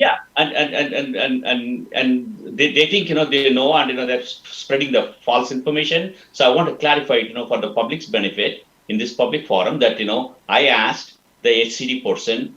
And there were about 50 or 60 planning commissioners from various cities, and they all said, yep, everybody is taking advantage of, pipeline. This came up at League of California Cities. It came up at the Planning Commission thing that I went to in San Ramon, a few months ago. So yes, that's. I'm glad you got the clarification. But we've heard the same thing like 10 times too. And she offered to help us, even. Have the HCD person to come to our city and work with us to get our stuff approved, and so she seems very helpful and and willing to help. Great Yeah. to hear, Manny. Yeah, think yeah. it's important to get a mean, clarification letter on pipeline projects so that people stop bringing it up as a campaign issue. yeah, I mean, I think even the people that are saying what they say, they know better. They just And she I'm all, articulated the sticks also very, very clearly. yeah, 5, 6 sticks are there, and although she expects that none of the cities will, but it was very well articulated that what are the consequences And if you he don't also follow. clarified that no city gets through their submissions on the first attempt. So well, yeah, I know that's another thing. It's if you get rejected the first time, it's not the end of the world. Most of the cities have to go back and make modifications. Exactly. Yeah. So it was nice to hear all that. Yeah. Thank you. Yeah. Okay. Anybody else have a report? Anyone they met with? Any? Okay. And future agenda setting, we already have the 5G issue and the gates of heaven. Was there anything else that's not already been discussed in the past? Okay. Let me see. All right. So seeing nothing else, I guess we can adjourn this meeting. Thank you, everybody. Good night. Thank you. Bye.